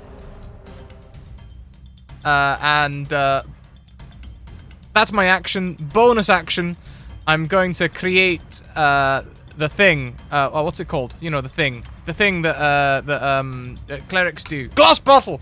I'm gonna make the glass bottle appear next to the creature and attack it. Does a 6 hit? It does not. Is that an actual whimper from you or blister? This creature, as you sort of swing at it with this like spectral broken glass, you can hear this sneer as it leers round. Does a 13 hit? No, because I've got 16 now, thanks to my Hard Light Okay. Frame as the green stuff comes back. Yeah, it sort of I say a leers quick back. thank you to and the it's- jewel. Thank you. It swipes forward again and just misses you completely as you can hear the jewel itself almost start murmuring some words. What would you like to do? Hey, don't do that. Shush. I'm gonna punch it. I'm gonna punch it twice. Roll away. I rush up and I hit it with a 14. It hits. Hey! Just Take 1 point of force damage. oh, this is gonna go for a long time. You roll forward and you just like, you run forward like with a yell and you scream and you punch this thing in the face and it literally just moves and then turns and looks back at you. I actually did exactly the wrong thing there. That was actually a spell, but never mind. It's still same sort of damage. Second attack, 9. Does not hit. Bonus action, get that glass bottle in the back there. 4. Wow, what is happening here? For the love of God, use your advantages. Oh yeah. Yeah. I'll do that next turn. This Rothian, as you punched it in the face, has turned to look around as it moves towards you. It hits for exactly a 16. And it runs forward, and it's more that it's taking its... reaction. I'm gonna cast shield. Okay, so what is that? Gives me an extra 5, extra 5 AC, so it doesn't hit. Okay, so you don't, you feel like as it comes running forward with this sort of this bone-like armor comes crashing into you. It doesn't do anything. You can feel it repels. This barrier comes up almost straight away. Your turn. I'm just gonna punch it again. Just gonna punch the living heck out of it. 17. Yeah, that hits. Take 23 bludgeoning damage. There we go. Okay, describe that for me, because that's a heavy hit. I sort of like, as it hits me, like I bring up the shield and like I just put my fist in the way of all of its momentum, you know, so it just sort of runs into it, you know, just boom. That was easy. And I'll try and do a little nice cheeky little hook there with the other fist. 14. Hits. Yes. Have another 14 bludgeoning damage, and then lastly the glass bottle. 16. Yes. 16 is not rolling damage. Why aren't you rolling damage there? Oh, it's asking me what level to cast it at. That might help. 2. Okay. You run in and you punch once and you punch twice, and then this spectral bottle that just sort of comes across, and you effectively crack it across the head of this creature. You see the blood, this black blood sort of splat out against the side of the wall, and it looks hurt. It's sort of down on one knee, and it's breathing very, very heavily as it lunges forward. 18. It lashes. Yeah, I'll take the hit, I guess. Yeah. It lashes out again with its claws in one final attempt. 12 damage as it snarls. All right, my shields. I guess my armor sort of flickers a little bit, but I'm all right. I'm all right. Okay, what would you like to do? I sort of see this little, sort of like a pugilist competition now. You know, with its claws and me with my fists up. So I'm gonna enter the Marquis de Fontela stance, you know, and just try and give it a little bop on the nose first of all, just a little bop. That hits. Yeah. And when the bop on the nose works, you gotta follow up with a left quick. How are you taking it out? With the glass bottle, of course. Yeah. I bottled it. This scene with me. Describe it for me as you take out this creature. Am I even using spiritual weapon correctly? I don't know. But I just like I'm like punching it and like bopping it, and then the bottle comes in as well, and I just keep going until the thing just starts falling, and I'm like, yes. I'm not a boxer, but you know, I've got like a cheeky little jab there, you know, like a. Yeah, you take this thing out, you sort of hit it right in the center as it sort of falls back, that blood squirts, and it crashes to the floor. Vega, yeah. Somewhere you can hear a fight, excuse me, going on. You can hear a crash of this heavy sort of, you can guess, Rothian-sized creature being thrown about, hearing it, but you can easily... You've dropped down now. Are you heading straight into the other room? I was gonna run along the ceiling since I can. Yeah, you can easily run along the ceiling and head into the next room. There are no Rothians in here. However, there is this huge sort of core, this red stone, almost at the heart of the ship itself, as it swirls, this radiating like sort of power coming off of it. It feels really hot. There's like almost like a balcony all the way around it, and you can you're hearing a fight. Okay. Does it look bio or mechanical? It looks bio, but you can see mechanical bits coming out of it, like it's a mix of both. As it's almost keep. I'm gonna try to hack this then. Okay, roll a sleight of hand for me. Okay. How about that? Nat 20. Yeah, you sort of see now as you sort of reach out and you look at this, you can see this is bio. However, you can also see the mechanical things feeding into it. You can see from the ceiling all of these wires that seem to be disappearing up into the ceiling. Okay. They obviously go somewhere else. It's something, but it's channeling into this whatever it is, and the whole room itself seems to be pulsing. The walls seem to be pulsing. Can I tell what its actions are going to do? What it's doing? Is it programmed? Does it have instructions? It's a living entity. I'm just wondering what it's going to do, if anything. It's literally functioning. It is staying alive. Okay, but this isn't what's powering the ship. It looks like it's what's keeping the ship alive. Okay, and so I don't know that it's supposed to jump to warp speed in 4 minutes. I don't know any of that stuff. I can't tell that.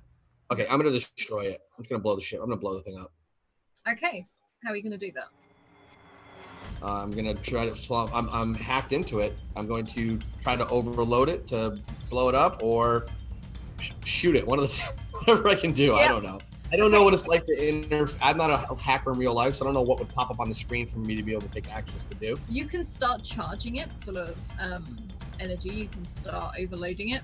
You can start overloading the wires that seem to be going into it, and you can start redirecting the energy that is coming from up from the tubes and disappearing elsewhere, and you can see it start to slow down as this happens, and another alarm starts going off. Sure. Can I shut that off?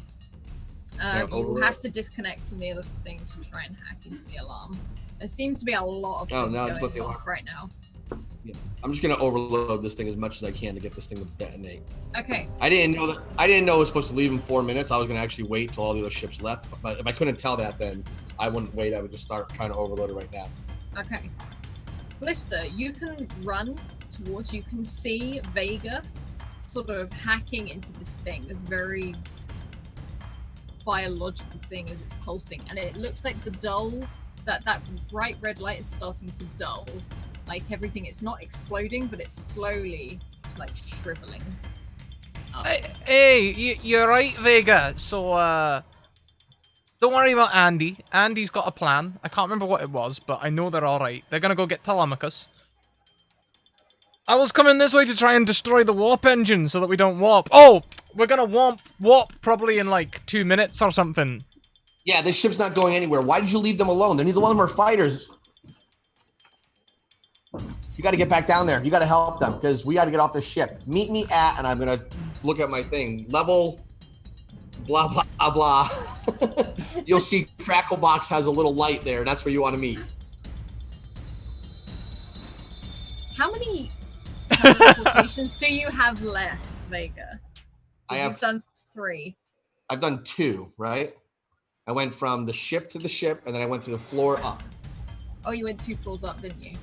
Correct. Because you said it was more than the floors were only 10 feet, so I could go. Yeah, so you can go up. Yeah. That's how I jumped that high.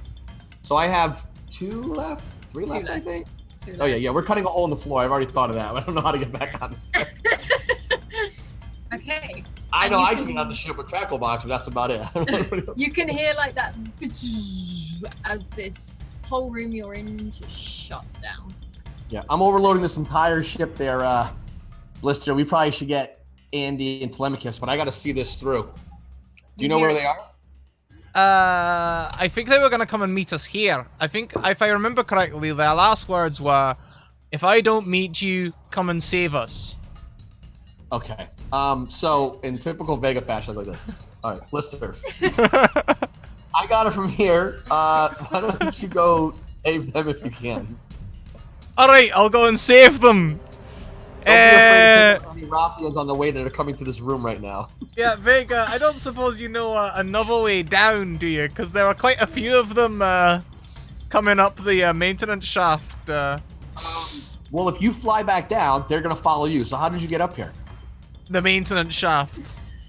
Yeah, well, they have to walk, and you can fly. So take that light That's right true. chest, run into the thing, and just drop down, and they'll follow you. All right, I'll do that then. You feel the whole ship judder, like it's shivered as all these lights have gone off. And you feel almost like there's a whine, like as if there's an actual sound of something crying out. And you're pretty sure it's the ship. And I need you both to make a perception check for me, please. Oh no, I've been given instructions. I'm not looking at anything. I'm going to that maintenance hatch, and I'm getting ready on the edge. I'm gonna do like a little dive, you know. I'm just gonna dive down. Swan dive? You're gonna swan dive? I don't know. I think I know how to swan dive, but I am going to dive down. Note, I'm not flying. I think I'll probably move faster if I don't fly. If I just let myself fall, so I'll turn on flying near the bottom somewhere. So, are you going back down the same shaft you came in on? Yes. If I see the hard light construct ahead of me, I'll well, can I dispel it? I hope I can. I haven't really thought this through, so I'm heading towards it. Okay. So, this ship is warping. And Vega, what are you doing as you see Blister run towards this maintenance shaft? I can feel like the ship is starting to warp.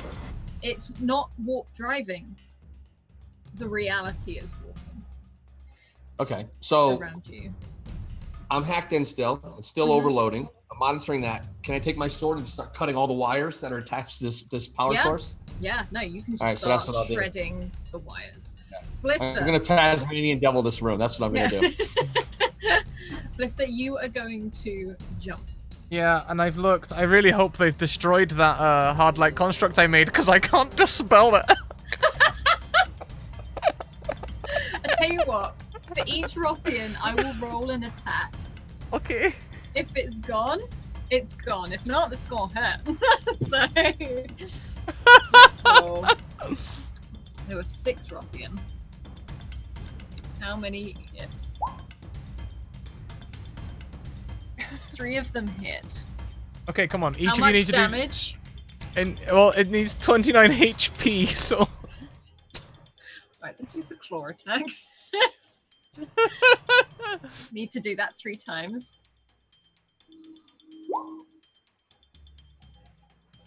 A 22. Come on, just 7 more.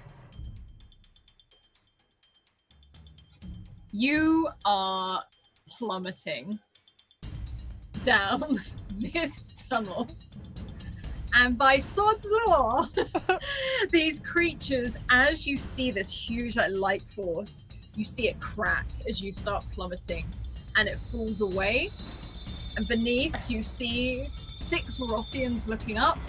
I need you to make a strength check with advantage as you crash straight into the machine. I'm not making a strength check. I'll take the falling damage as long as they do too. No, I'm saying I want to see how much you impact them. It's not going to damage you. What are you doing? It doesn't really matter. It's exactly the same. Okay. Hi. You hit them. I'm You here hit till them. thirsty. As you come crashing down and this light box effectively falls away, this Rothian looks incredibly shocked, as much as a Rothian can without any eyes. As it hits, 2 of them stay clamped onto this ladder. However, there's like almost like a squeak as you hit one of them and take it down with you. You are now tangled with this Rothian as you keep falling. What would you like to do? It's trying to get hold of you as well. Basically, it's trying to turn you to land on you. Oh, I see. That's not great. That's not great at all. It's not happy with you either. It's very toothy. It's very toothy. Oh. Ooh. You see this long tongue sort of come out as it's hissing. Almost like Oh. a snake-like tongue. Oh, no.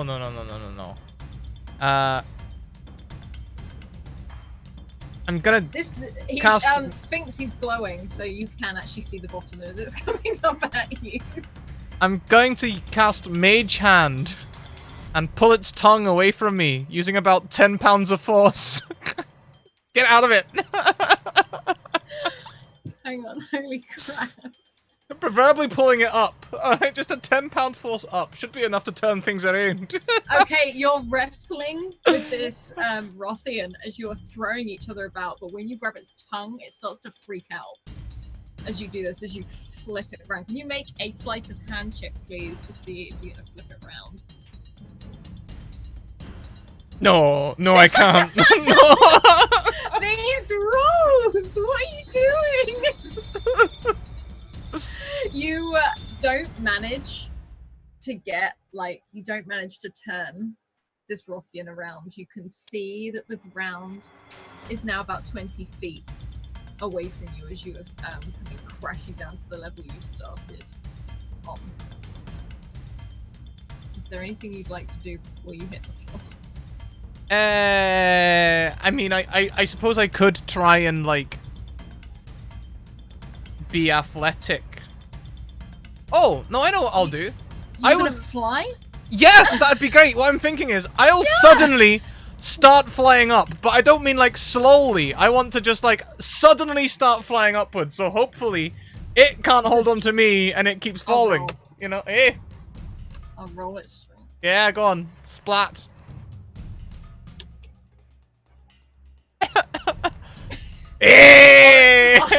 On a 2, you just sort of, it's like the jolt, and you see this thing's you can feel the scratches go down the back of your leather jacket as this thing doesn't let go, and you see it tumble and crash to the ground as you manage to hold yourself hovering in front of this pane of glass. Andy, you have headed down the levels, down the in the elevator, and you hit as you arrive, you open in this lab. Could you roll a perception check for me, please? Yeah. I'm still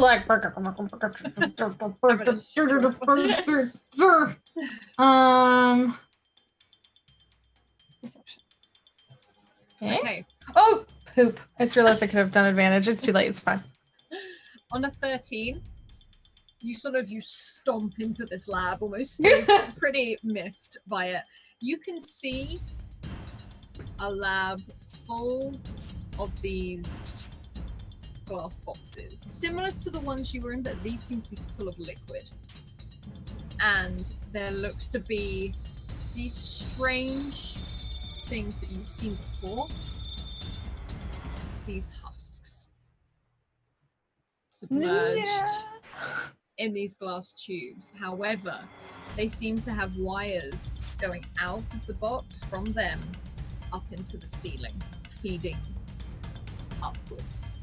You can see Telemachus laying down on a table with this Rothian, what looks to be running analysis, prepping. You can see that she's got some wires being fixed to her and a box that is completely empty. Okay, so she's out of, the box is visibly there, but she's out of it and on the table and all hooked up. Does she seem unconscious? She is unconscious. She is completely eyes shut, very much like the husks in these boxes. If anything, you can guess these may have once been human. Nah. Okay, it anyway. Seems to be that they're feeding the ship. What? Husks? Okay, and there's just one Rothian testing on her right now? Yes, it seems to be more prepping her than necessarily testing. Okay. But it seems to be taking some other readings, whether you can tell if a Rothian looks like intrigued. That's what it looks like. And is it looking at her or is it looking away? How far is it from her? Is it like right over her or? It's pretty much right next to her. And you can see it taking readings. It's not necessarily looking directly at Telemachus, but it's right next to her. Okay. I want to do a thing. It's right next to her? Yes, it's not looking directly at her, it's sort of dealing with the readings, but it is like inches away from her. Is there like some computers behind it or something like behind it? There's lots of panels. There's no screens because they don't have any eyes. Okay, yeah. Lots and lots of panels. Okay. What I want to do first is set one of the things behind it on fire. Yes. I'm just gonna like cast Sacred Flame, and I just want to like, I literally just want to like. Yeah, you can get the some of the buttons, some of the cogs and things like that just start exploding. Yeah. And bursting into flame, and you can see this Rothian sort of pause. It's almost like it's with its tongue reaches out and it's like it's sniffing the air like a snake. Like a snake. That's so cool. And it's like Andy is fascinated. Ooh, as it's like sort of snapping about in the air, and it runs over to this panel. And Okay. it's trying to put it out. The second it runs over the panel, I am using the wonderful dark matter spell Create Vacuum to put it into a vacuum bubble, and I'm gonna run up to Andy. I'm gonna be like, I hope he can hold his breath because he's not breathing anymore until I say so. Yeah. Vacuum is no air, isn't it? You're not going to have any air in this. So you can see this thing sort of stop, pause. Yep. The fire immediately extinguishes. Goes out. Yep. With the lack of oxygen, and this creature starts almost like hitting the sides of whatever it's in this vacuum and starts clawing as it's trying to sort of reach and grab for its throat. Yeah, so it's a sphere. It can be up to 30 feet, but any radius I want. So I literally just want it to be around him, and it stays with him. So even if he tries to run away, I'm sorry, my dude, but no. Yeah, no, it's trying to get towards. How are you still hiding at this point? Have you? No, the second I bubble him, I run out to get Andy. Yeah, you. I'm sorry, to get Telemachus. You run towards Telemachus, and this creature sort of senses you, and it's swiping at you. It's on like all fours now as it's struggling, but as it moves, so does this orb. So it's not really going anywhere. Telemachus is completely out, like passed out. You can see all these wires attached to all these different things as she's being prepped. Oh no! Can I start tapping her face? I'm like, Telemachus, wake up! And I start to see if there's a way to safely remove the wires and things from her. Okay. Can you roll me? We'll do a perception check or an investigation with advantage because this is medical. Okay. If that is the case, I'm trying to see. Like, I have a few different. Like, I have. Intelligence technology check to identify. Nope, that's old technology. Key proficiency with circuitry. Nope. Okay, just straight, I guess. With perception, you said? Yes, or investigation, whichever you prefer, or medicine even. Like, ooh, medicine if that's I always possible. I always forget medicine's there. So. Yeah. If I can use medicine, I would like to use medicine. Yeah, go for it. And did you say that's with advantage, or with do advantage? Yeah. On this 19, you start removing with this Rothian, which is slowly collapsing beside this, almost like this table, this bed. You can start very carefully removing all of these tubes that are coming out of Telemachus, and you can see that there are some extra things that are on her, which don't seem to be on the husks in the tubes. And one of them is feeding in a very sort of like almost purple violet color into her, almost like a drip more than anything else, but you managed to remove absolutely everything. She's not really with it, like she's woke up, she can hear you as you're slapping your face, but she's like her head is lolling a lot. Okay. I have a lot of just in prep of like blister and stuff. I did take a lot of like raise dead and revivify and stuff, but I don't think that's suited for this. God. She's just out of it, so it's not like I can cure wounds her and make her No, feel she just better. seems to be Okay. out of it. She doesn't Then look I'm- damaged. She just Yep. looks like, way. I'm just gonna attempt to keep encouraging her and heave her up onto my, even though she's bigger than me, heave her and get her to drag along with me out towards where we said we would meet Blister. Like, come on, we have to go. I know you're sleepy. I know you can have a nap later. I promise. You hear like Andy, like, and you get like this smush on your like Yeah. face. Just this hand is like Andy, like. Yeah, reaching out and I'm grabbing like, you. yep, it's me. We'll get you a milkshake as soon as we get back to this ship. I promise. But we gotta go. We gotta go right now. I love a milkshake. Let's go! And like points out and almost falls off this table. Could you make me either strength or athletic? You can carry her, but like I want to see to what level. I know. Oh God, none of it's not gonna matter. Oh wait, I was about to take it as my advantage. Ugh, fuck. Sorry, because I have. Did you or did you not use your advantage? I can't. I still have one on the screen. If I peek over at the screen, I have an advantage still. If you want to use it, I'll let you use it. Yeah, I did want to use it. I'm sorry. I meant to say it. I just got That's excited fine. and I clicked the button. You actually On a have nat 20. 2 advantages on the screen, so you still have one left. Ooh. On a nat Yeah. 20, you managed to almost completely scoop Telemachus up. There's something adrenaline-wise that you want to get the hell away from these husks after last time. I You hate wanna these get out? husks so much. I hate them. And Ugh. you start to move. This Rothian seems to have passed out. And you're dragging Telemachus, and she's just like, I lost my hat. We need to find my hat. And she's like deliriously out. And she starts to be. She's like when you have like a fever and you're all like fluffy headed. Yeah. I'm like, You can feel her like touching your face and touching your hair, just like to make it's like she's trying to check you're actually there. yeah. I'm like, it's okay. Blister has it. Blister has your hat. We're gonna go find Blister. We're gonna go find Blister. We're gonna get your hat. We're gonna get out of here. We're gonna get you a milkshake. So just come on, let's go. And she's like hobbling along and she's like, I need Blister to get my hat. And like as you sort of start walking out, can you roll me a perception check, please? Oh God. No. Okay. As you start to leave the room and you can head out, you can start walking away. What you don't hear is the tap on the glass. No. You can I start hate it. heading up. I hate it so much.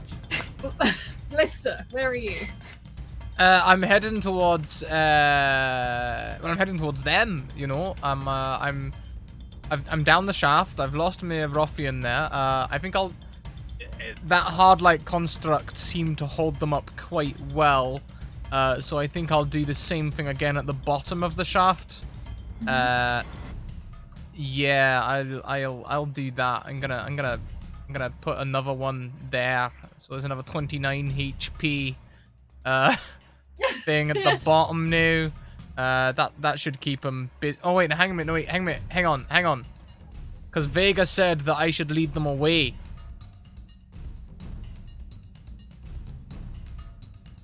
Huh. I redact that, and I shout up the shaft. Hey, you gotta be quicker than that, you big Jessies! And I start like flying away again. Okay, so where are you flying to? I guess towards medical. Okay, so towards Andy. Yes, I will lead the ruffians towards Andy. Okay. So, Blister, you start floating and drifting upwards, and Andy, as you are sort of rounding the corner as you get out, you can hear a scurrying. but you can see Blister sort of drifting. Sort of past you, almost like he almost misses the level. But Blister, you do see Andy half carrying Telemachus, and you like Andy. The reason you see him is Telemachus goes, Blister, like it's sort of like away. She sort of like moves forward. I'm like, Blister, help us, please. Hey, Where's the hat? Where's the hat? here you go. Here's the hat now. Now, Andy, I'm leading the ruffians this way. Oh, great. Can I like take Telemachus and hide? Like, Telemachus is like, it's okay, I can take them, and she's trying to grab for something that's definitely not on her waist anymore. no, later. I'm trying to smush her into like a hiding place as Blister tries to lead them away. Okay. And Blister's like looking at you, like from where you're hiding, like, what you doing? You just said you just said you were gonna take them away. What is the plan? No, What is the plan? I don't know. I said I was leading them here. Vega gave me God! Vega gave me 2 instructions. Save you and lead the ruffians away from him. So I'm killing 2 birds with 1 stone by leading the ruffians to you. That's counterintuitive. So what should we do next? As this happens, like, Blister, roll me a perception check, please.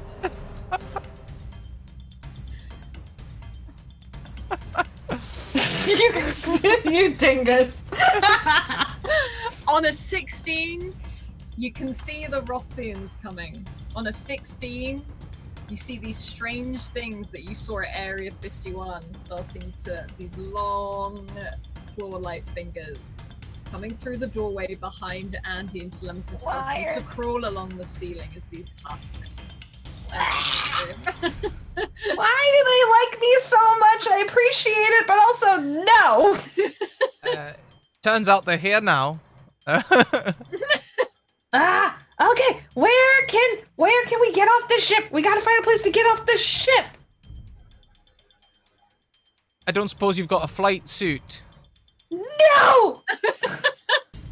I was monster science here with you, because you said so! As you start to panic, you both, all 3 of you stand there. Telemachus has that really drowsy smile on her face, sort of just like pointing towards the husks, and then the audience, like you, like doing the Oprah thing, like as you go round, as she's completely out of it, and you start to become surrounded, both ceiling and around you. Fudge. Well, I assume, I think what I'm going to do next is much faster than what Scratticus did to get to where he was. Mm-hmm. Because if we remember correctly, I left Cracklebox on a ceiling somewhere, 2 floors down, right? 2 levels down. It's technically 3 down now. Well, I only teleported up one. I only teleported once to get away from the floor I started on. Yeah. Yeah. But it's 3 So- floors in the Where I want to get to right above where Cracklebox is. I'm assuming this thing's on full meltdown mode now. Yeah, the whole thing is shaking. Like this is. Yeah, I'm just gonna keep shooting as I back out, and then I'm gonna try to get above Cacklebox. Mm-hmm. I'm gonna teleport to him, land on the ceiling of where he's at, grab him, and go, "Come on, little buddy," and then teleport back onto the ship. Okay. That's what my goal is. Let me see if anything stops me. I need you to roll me 2 things. I need you to roll me a stealth check and a sleight of hand. Okay. Stealth. Mm-hmm. Yep. I'll take the first one, and sleight of hand. I'll take the Okay. second. So you teleport all the way down. You see Cracklebox literally as you arrive. He's still in the same place in the ceiling, and you see his little arms go up as you announce your presence. Yeah. And you can see ruffians coming from down the other side. Now I need you to make an athletics check to get to Cracklebox before the ruffians get to you. Okay. So I can move and climb at the same speed as I can walk, just so you know. Mm-hmm. Okay, what am I supposed to make? Athletics? Athletics. Okay, I will use my advantage. Okay. So I think I have 1 left. Yes, 1 left. So I'll use that now. Not 20. Okay.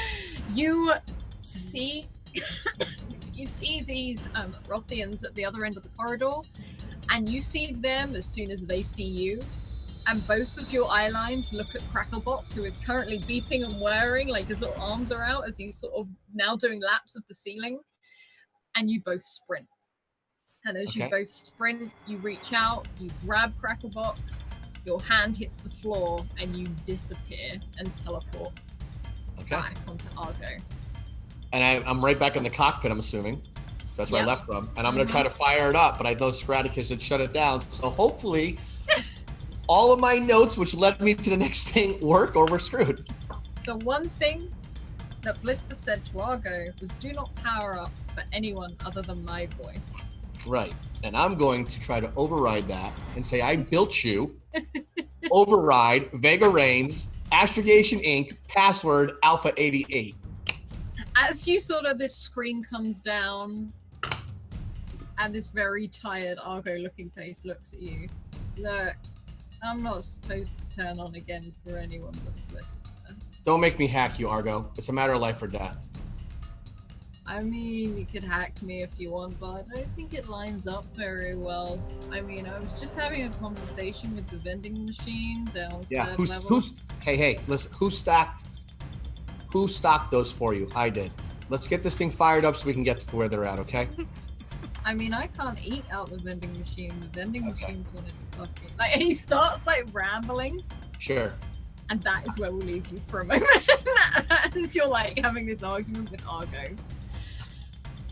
Blister and Andy, you are in the midst of this crowd of both Rothians and Husks as they start to move. Are they? Now go on. Are they at least like, are we backing up and they're all kind of like surrounding us from like in front and the sides? Yeah, they're all coming towards you rather than you being fully surrounded. Like, you know, you can back up. Okay. I'm like, oh God.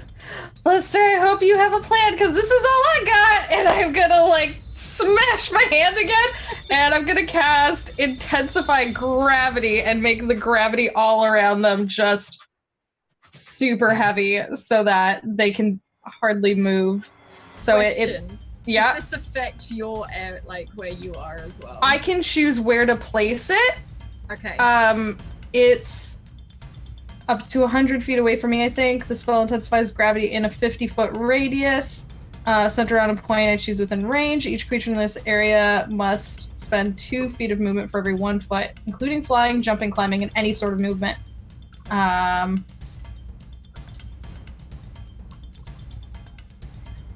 Okay.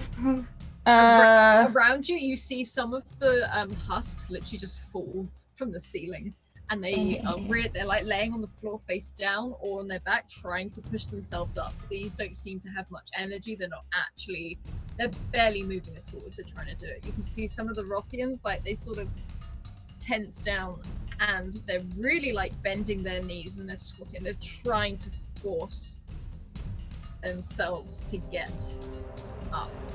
Blister, would you like to do anything? What do you got, magic boy?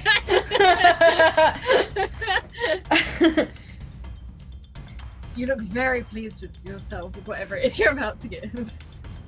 Can you bubble us all or something? Can you get us back to the ship? I think I can, because this spell description says I can make this free floating.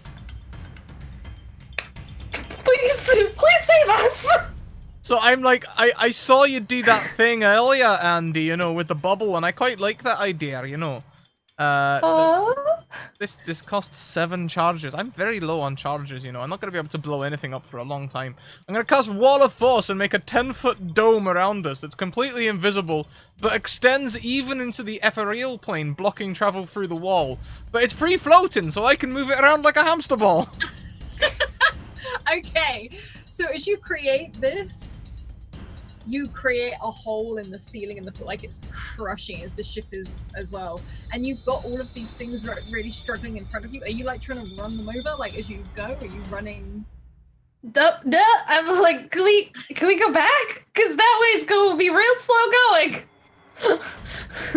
Actually, I don't know if we're immune from it. No, you are immune from it because it's on different. Okay. I don't understand how this works because it defies all logic, but do it anyway. Honestly, I'm running out of ideas, Andy. We could really use destroying the ship right now and just getting back to Argo, to be honest. Yeah, let's just go. Can we just go? Can we? Well, I don't know. I mean, it's a 10-foot sphere, you know, like, And then you can fly, so just fly it up. Just fly us. I don't know if I can fly it through walls, though. You are, like, this ship is starting to break away around you. Well, maybe I can just sort of, like, help it break. Okay, so how would you do that?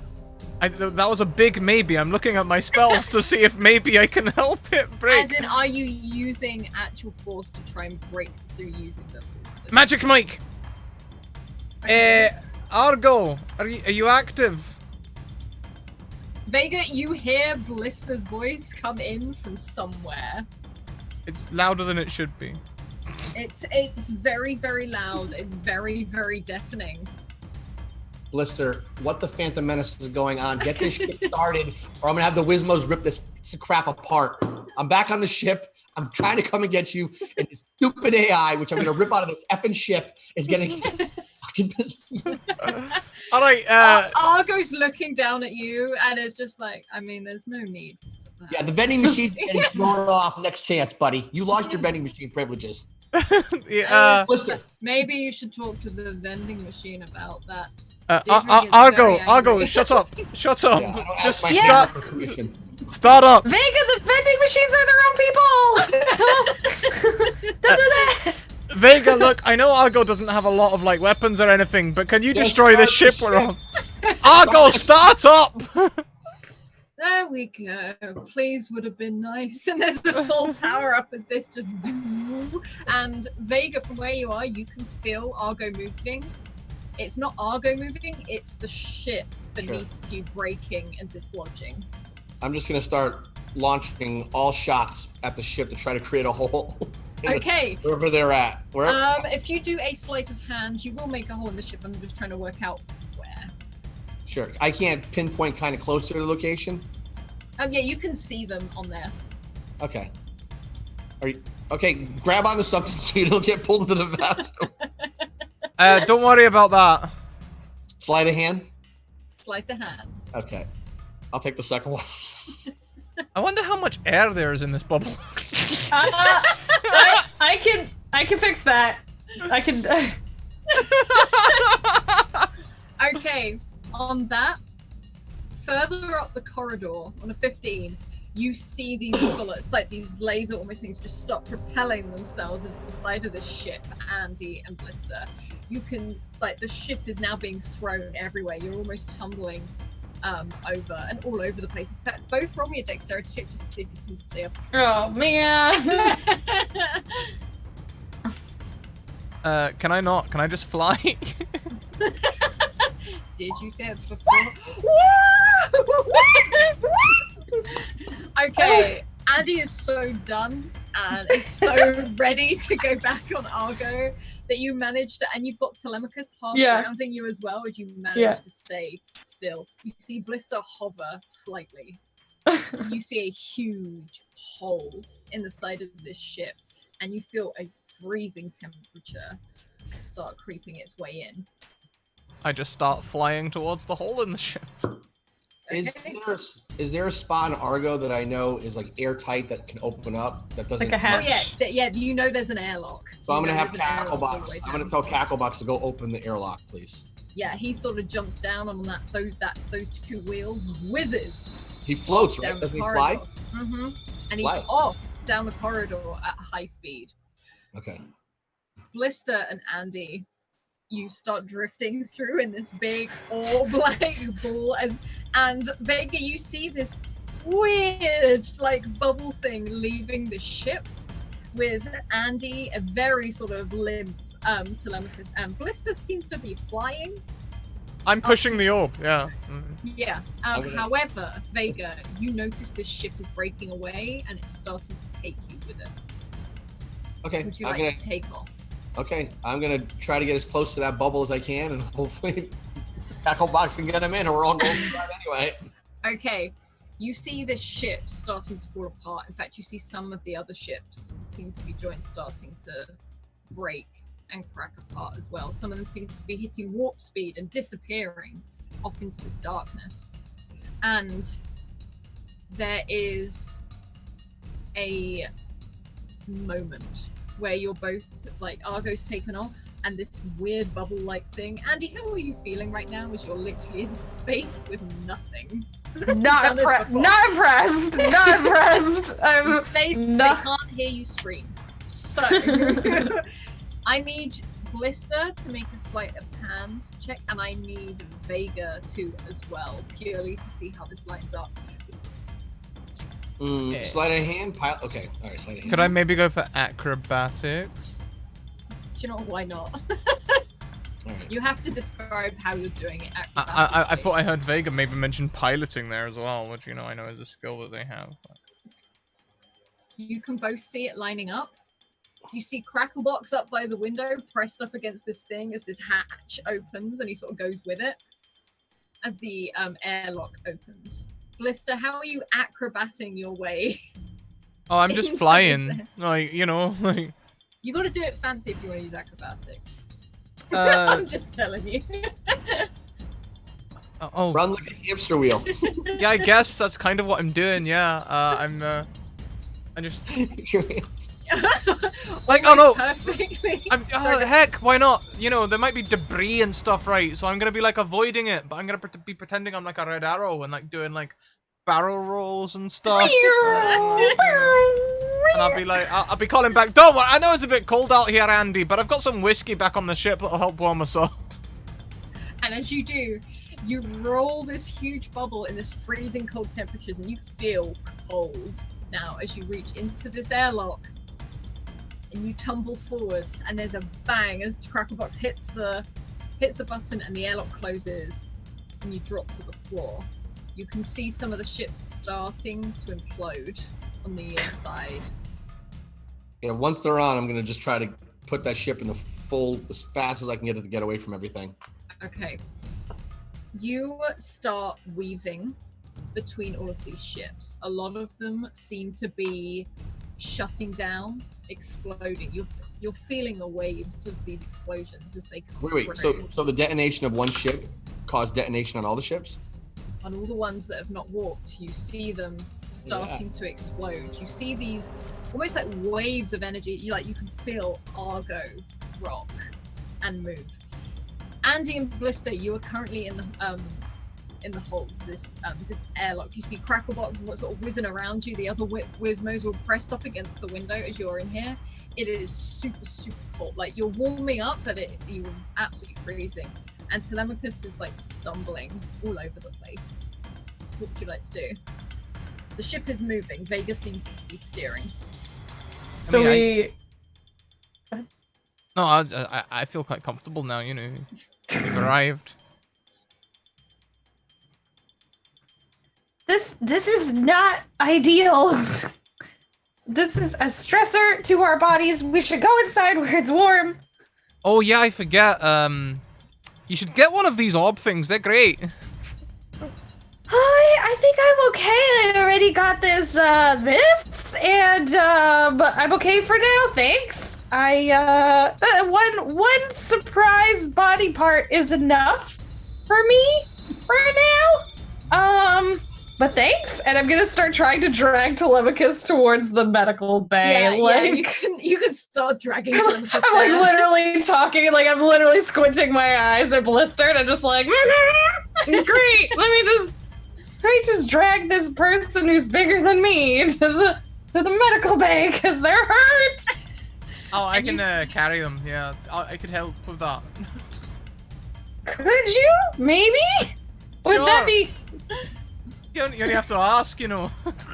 You get into. Sorry, go on. Can I call for Argo? Yeah, Argo's there like, yeah. Yeah, do you have any surveillance devices? Any surveillance outside the ship? Can you record what's going on right now? Yeah, hang on, let me just boot up the webcams and you Yeah, see do it. these really awkward, like, flickering lights come on. Do it as fast as possible. No one's going to believe we took out this entire fleet, but I'm sure it'll come in handy if we have footage of it. Fine. And all these sort of things start to come on. Now, this ship is being thrown about by these energy-like fields that are now exploding around you. I need you to make 3 sleight of hand checks to move and avoid these explosions. Okay. Here we go, kids. This is where we crash. That's the spirit. Number 1, I'll take it. Yep. Number 2, I'll take it. Number 3, I'll take it. Perfect. You sort of weave in and out of these explosions. There's bits of the ship sort of for a moment you almost get that flashback to that dream you had where there were bits of ship everywhere. And you can almost see like this strange sort of familiarity as this almost, it's strange because there shouldn't be flame in space as it sort of rushes up to the window. Blister and Andy, you are dragging Telemachus into the medical bay, and you're being thrown about. You're being jostled. Telemachus kind of helps and sits down on one of the chairs, and you can see all the debris and flame passing past this window in the medical bay. What would you like to do as you are being thrown about? I mean, I can be helpful if you like, Andy. Can you get Telemachus onto the table and strap her down so she doesn't get injured anymore?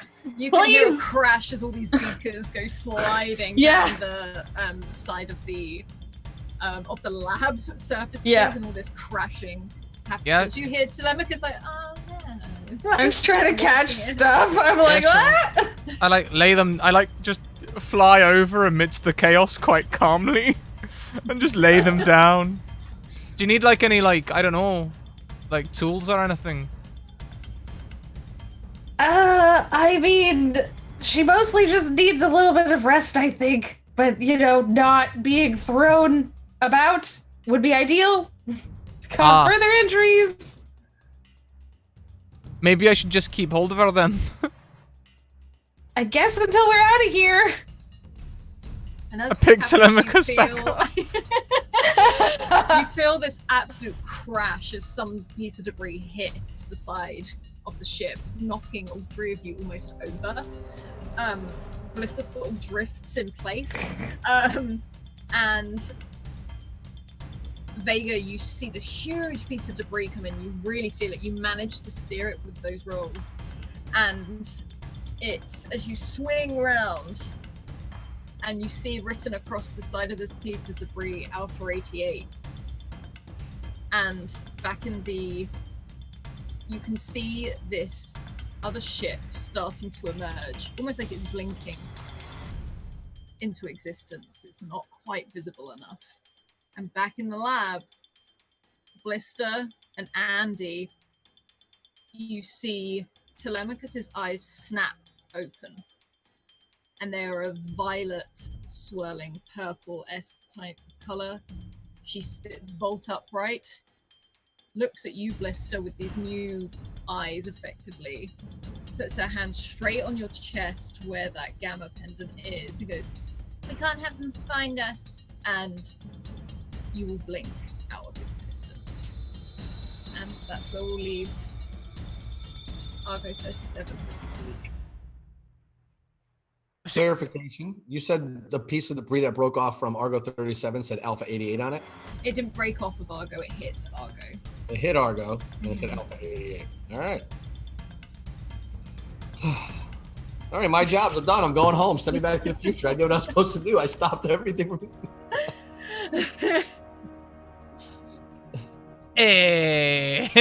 What? What? I was muted, but I was freaking them out. Telemachus? What? I have questions. Did I blink out also? The whole ship blinked. Oh, good. All right, That cool. point Those in are all space. together. Great. Another mystery magic person. I don't like this. It's not scientific. This is... What is happening? Whoops, I guess. I thought she was gonna pull that thing out of your chest. I don't know what's happening right now. I'm scared. That's what I thought. I was like, oh no, that thing's really been hard carrying me. I need that. Okay. Yeah. Well, I guess here we are. That's the thing. It happened. I'm cool. You're cool. I'm cool. No. We do have. How many times have I said whoops this week? Quite a few times. Check out all of our closing links, everyone, as we close up the stream, including all the places you can find us and interact with us in our community, and our sponsor information. If you enjoyed this one-shot and enjoyed this expansion for 5e, check out Mage Hand Press using the links that are coming up just now. Also, check out the Deck of Many, who currently have a discount available on their Deck of Many animated spell cards. Go and check them out. They're pretty amazing. I just made a tweet about it as well, and you can see sort of what the cards look like. They're really cool.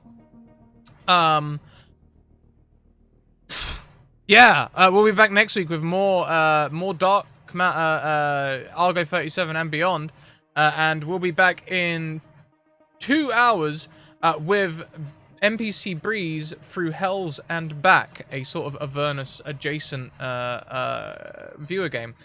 So we'll see you on one of them times. Until next time, everyone, keep on evoking emotions, and we'll see you later on. Bye!